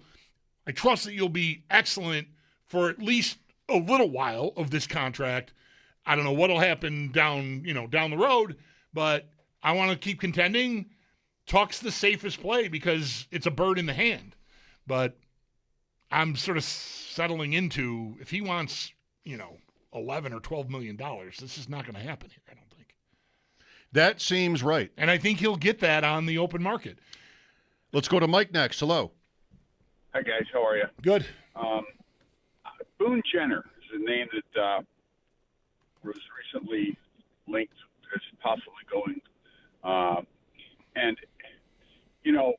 I look at a guy like Boone Jenner, and I say, well, he's a fourth-line guy, center, 13 goals, great on face-offs. And, our biggest problem this year with the power play was face-offs. I mean, we'd lose the face-off. It seemed 80% of the time on the power play. That cost a quick 20, 25 seconds because they clear the puck down the ice. When the goalie make a save and hold on to the puck, we lose the face-off. And, you pick up a guy like him who's a veteran who can play shorthanded. He can win face-offs. And on the power play, he wins the face-off and you get him off of there. I just think that could be a real positive move for the Sabres. Don't you think they've got Sam Carrick they could do the same thing with?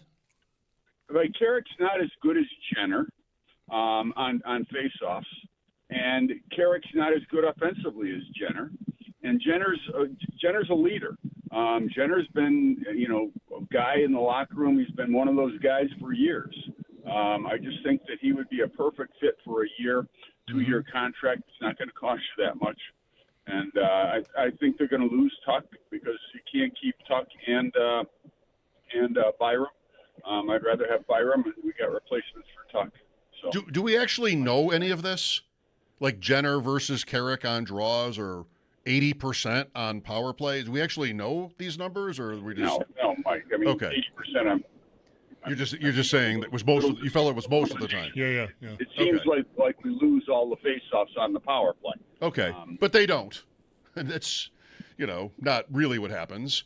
Looks like to me what I'm looking at is Carrick is better in that department than Jenner. Boone Jenner. Yeah. Not to say the caller isn't right about the rest of it. I like the player. I just don't think there's a need. They've got Carrick to play that role, and if they want to use their face-off guy on power plays like Carolina was doing with Jordan Staal, you win the draw, get off of there.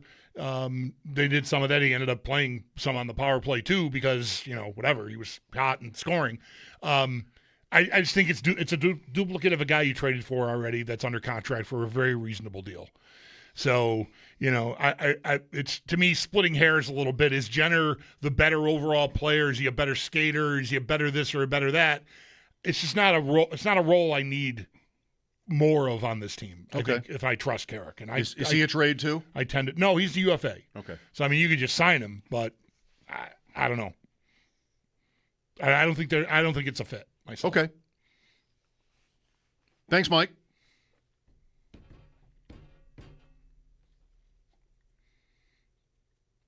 Just looking over my stuff here. Which stuff is that? Just different things I wrote down for today. Oh, I see. Here's one. Can I change the subject from now we get another caller on the Sabres? I don't know. Hopefully it's not face-off stats because it doesn't even count. It's not even as serious a thing to be on the hockeyreference.com pages, the team pages. And I don't know. For me, that says something. Billy is next. Hi.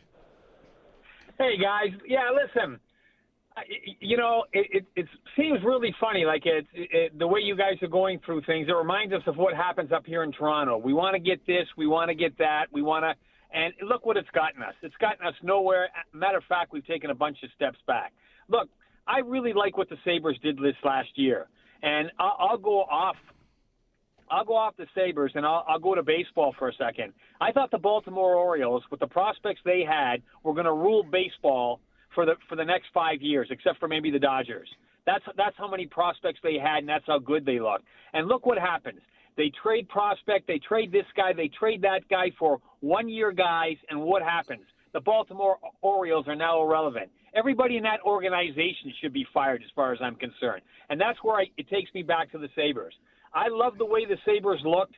I think, can we improve? Sure. But I think the one thing that we're all not taking into consideration is we've now got that 1 year under our belt, that 1 year of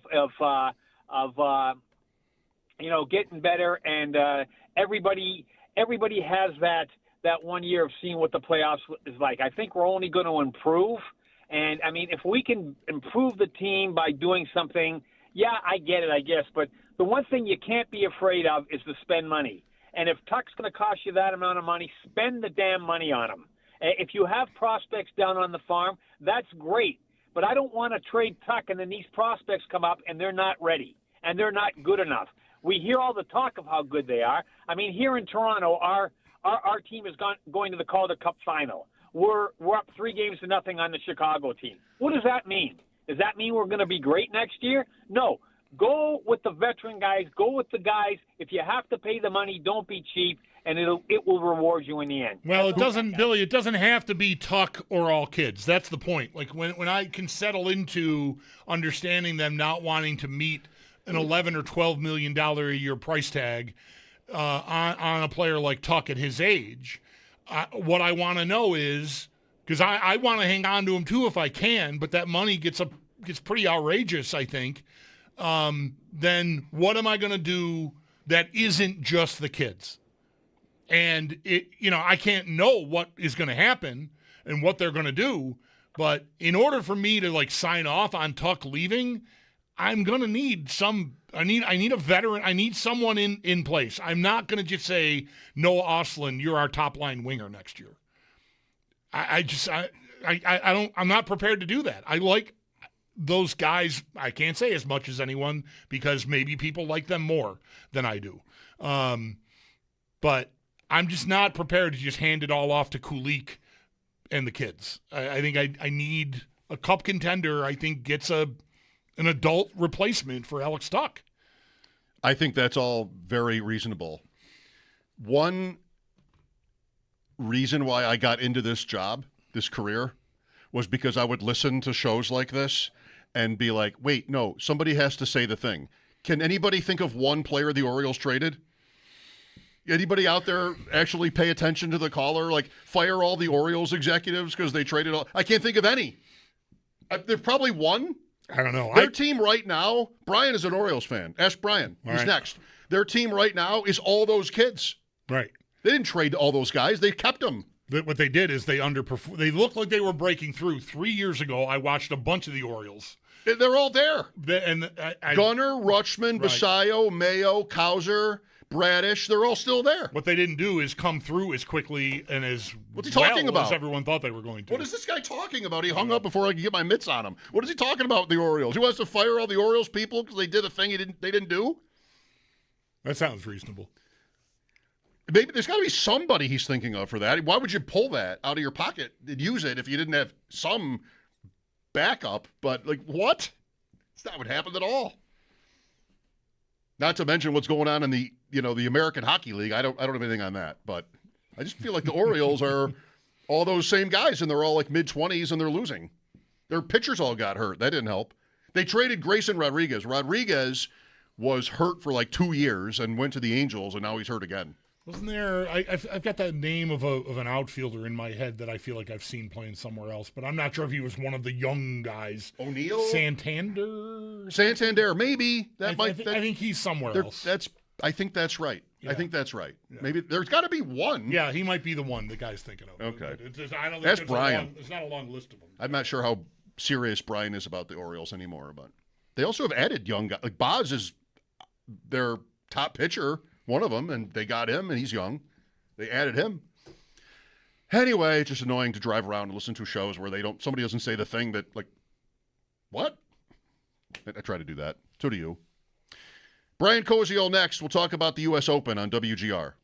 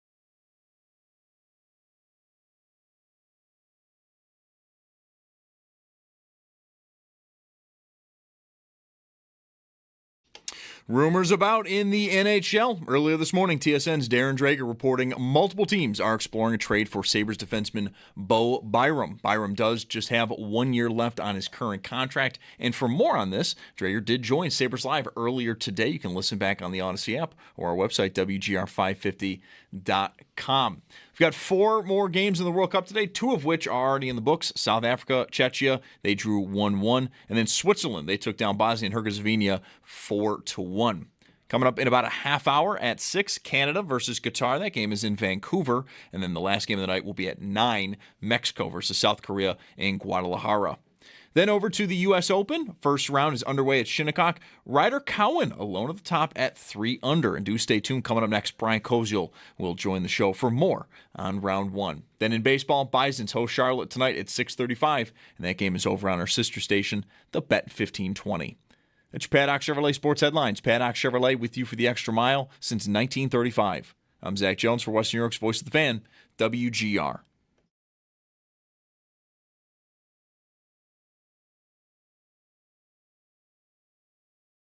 Cowan has a chance to have the lead all to himself if this goes in, and it does.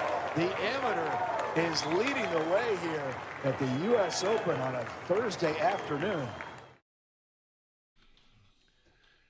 My experience following professional golf is that's probably it.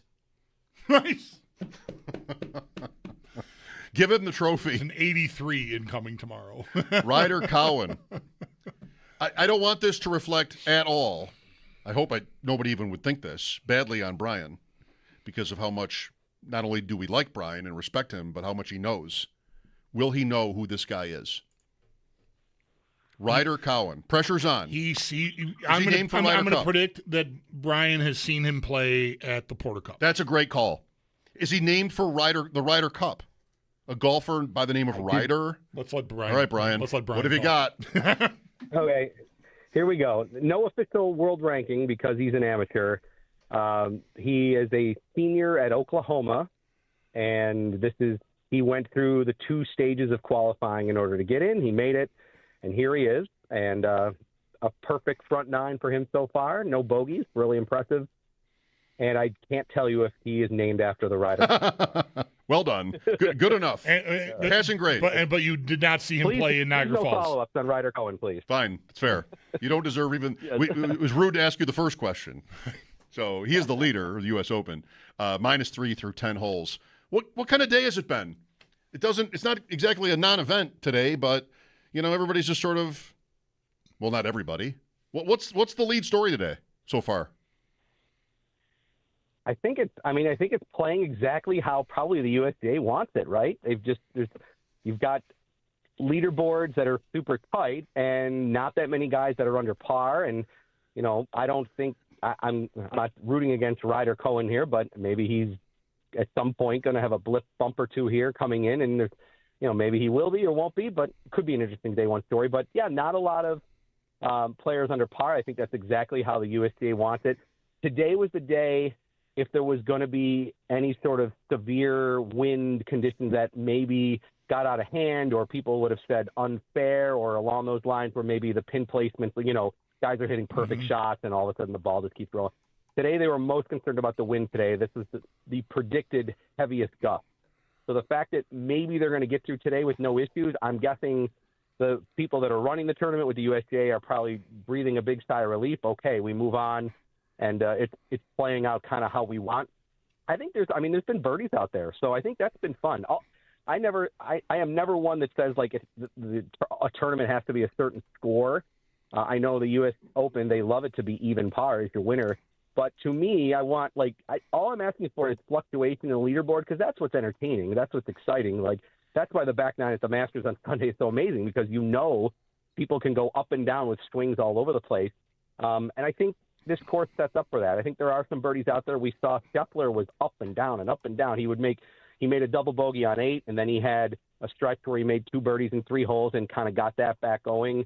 McIlroy, I think, as well, obviously made some birdies. So I like the way it's playing. I'm okay with it being hard and okay with the fact that maybe the winner is going to be right around even par. But there are some up and down, which is really all I'm looking for on the entertainment side of it. The wind is whipping it seems, today from what I've seen of it. The shirts are definitely, you can tell that it's windy, but the scores have held up. What's really, I think what's impressive when it's windy like this is obviously now, because the technology on the broadcast is so good, that the majority of the shots have the shot tracer, and you're seeing how these guys are just able to control the ball flight and the different ways that they're bringing it in. I'm super impressed by that as one that, watching them because of their great skill. So, I mean, that's something with the win today I thought was really impressive just from everybody overall. Bulldog said earlier today to me that he never even thought about DeChambeau for this week. He's missed the cut in the first two majors this year. One under through 6. I felt like he wasn't even a consideration, Brian, and he's obviously playing pretty well so far, much better than in the Masters of the PGA. How close might you have gotten to DeChambeau if you were picking? I don't think I would have picked him either. Okay. Based upon his major performance and his irons and his distance control into greens have been terrible this year in the majors that we've seen. I will admit I have not watched him play live, so I can't tell you if he's been better lately on that. But in the majors that we saw him play, he was terrible with his approach shots and distance control, which obviously I think is important in this event. So maybe he's gotten it turned around. I don't think if you gave me 15, I might have even gotten to Bryson. Okay. What were his odds?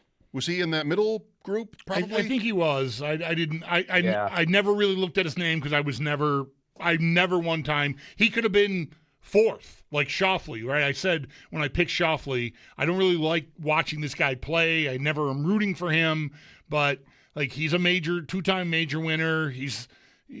I'd be an idiot not to take him in the group of the top 20 with the full payout. I never even thought about where DeChambeau was because I just knew I wasn't going to pick him. I didn't care if he was 4th or 80th. Okay, plus 24.50 I think that's right probably now. right. I would have had the similar mindset as well, Bulldog, with you. How much of Scheffler did you get a chance to see? A decent amount of his back nine. I think he's fine. I think he's doing kind of what he's done in the majors this year, which is show us glimpses of giving us thoughts, this guy can win this week, and then he has a couple of mess-ups, which he, in previous seasons, has not. I think just he said it that coming into this week that he says he's just not as sharp as he'd like to be, but he feels like at any moment like that he can play and he can win. He feels like he's got it, but he says he's just a little less sharp than normal, and I think that's probably accurate. I know he was asked quite a bit this week about the career Grand Slam, that now Rory has gotten it from last year's Masters. Like, is that something he thinks about come to the U.S. Open? And he says he only thinks about it when he's asked about it, that he really, really thinks about it in that sense. And I mean, Scheffler's mindset has been pretty good over the years that we've seen him now come onto the stage as being the best player in the world, that he's able to like mentally kind of, categorize where he needs to be to play well. So I probably want to take him at his word that maybe he's not thinking like there's any added pressure. I think he wants to win the Grand Slam. I think that's definitely, but I don't think it's reached the point of like McIlroy at the Masters where it was like the major story every year. Like, is he ever going to get it? Is he ever going to get it? I don't think we're anywhere near that with Scheffler yet, even though it clearly could happen this week where he could pick that up and then we'd have another player on that list. Are you tracking it closely enough to have a feel for how well you and I are doing? So Bulldog has Schauffele. He has McIlroy. McIlroy is the betting favorite right now. Of course, that's pedigree, and that he's in the clubhouse after day one at 1 under, which is just 2 back and might end up being closer to the lead than that at the end of it. A couple of his guys bombed, like Spawn and Siwoo Kim, but Scheffler, Koepka, Matt Fitzpatrick still on the course, Justin Rose. A lot of guys. He's very much live here, Brian. We have a problem. Yeah, he's got a lot of big names that are right there. So, I mean, including Rory, who's been great. You mentioned Schauffele already. Oberg. You did pick Oberg, right, too? Yep, I did take Oberg. Yeah. -1. Yeah. He's steady, too. I mean, we know he's been in contention to win. He hasn't won a major, but I would echo exactly what you said yesterday. Like, it's coming at some point. Right. And you'd probably feel like you missed out if you didn't pick him. So I think that was probably the smart move, and probably I would have done the same, too. And he's right there, too. He's a steady player that doesn't get rattled. Like this format of, hey, you're going to make bogeys, like deal with it kind of mentality when you play in an event like this. Like, I think he's he's right to win this event. Oberg is. Can I bring this up with Brian, please? You and I have talked about this before. Mm-hmm. This growing trend of golfers who, after they make their putt and they get the requisite applause from the gallery, they don't even get above their belt with the wave. It's not even a wave. It's like just sort of a flip. It's just like down here, which to me is worse than not doing anything, because it's like a dismissive sort of half gesture. That's bad. You don't do this, right? You played today. When you made a putt today, would you ever just only basically move your hand as if that's good enough for the people who are out there paying money to watch you play? I think that's awful. Yeah, I think you got to reach the hand all the way up to the bill of the cap. You got to get up here. I think. Like Koepka gets at least like to the chest. I'll take the chest. I don't need the hat. I don't need, like you're waving in an airplane. I don't need anything like that. You just got to get above the belt line, or else it looks like you're just sort of telling people that you don't like them. You're just offended by them. Yeah, you're almost mocking them at that point. You're almost mocking them. Yeah. Exactly. Yes, I agree. How did you play? We played okay. It's the 9-hole men's league at Pendleton Creek on Thursday nights that I think you have participated in at some point in your golf career. I bet I was a member there. Three conditions today. I was coming to the golf course with the mentality of Scotty Scheffler and Brooks Koepka that I'm going to embrace these windy conditions today. Yeah. Yes. Well, Brian, you don't need my advice when it comes to playing golf. You're a much better player than I have ever been. In the breeze, swing with ease. Right, Bulldog? That's what you do. In the breeze, swing with ease. I don't know what I do anymore. I like it. Take an extra club and do what you said. I agree with that. I need some meatus time.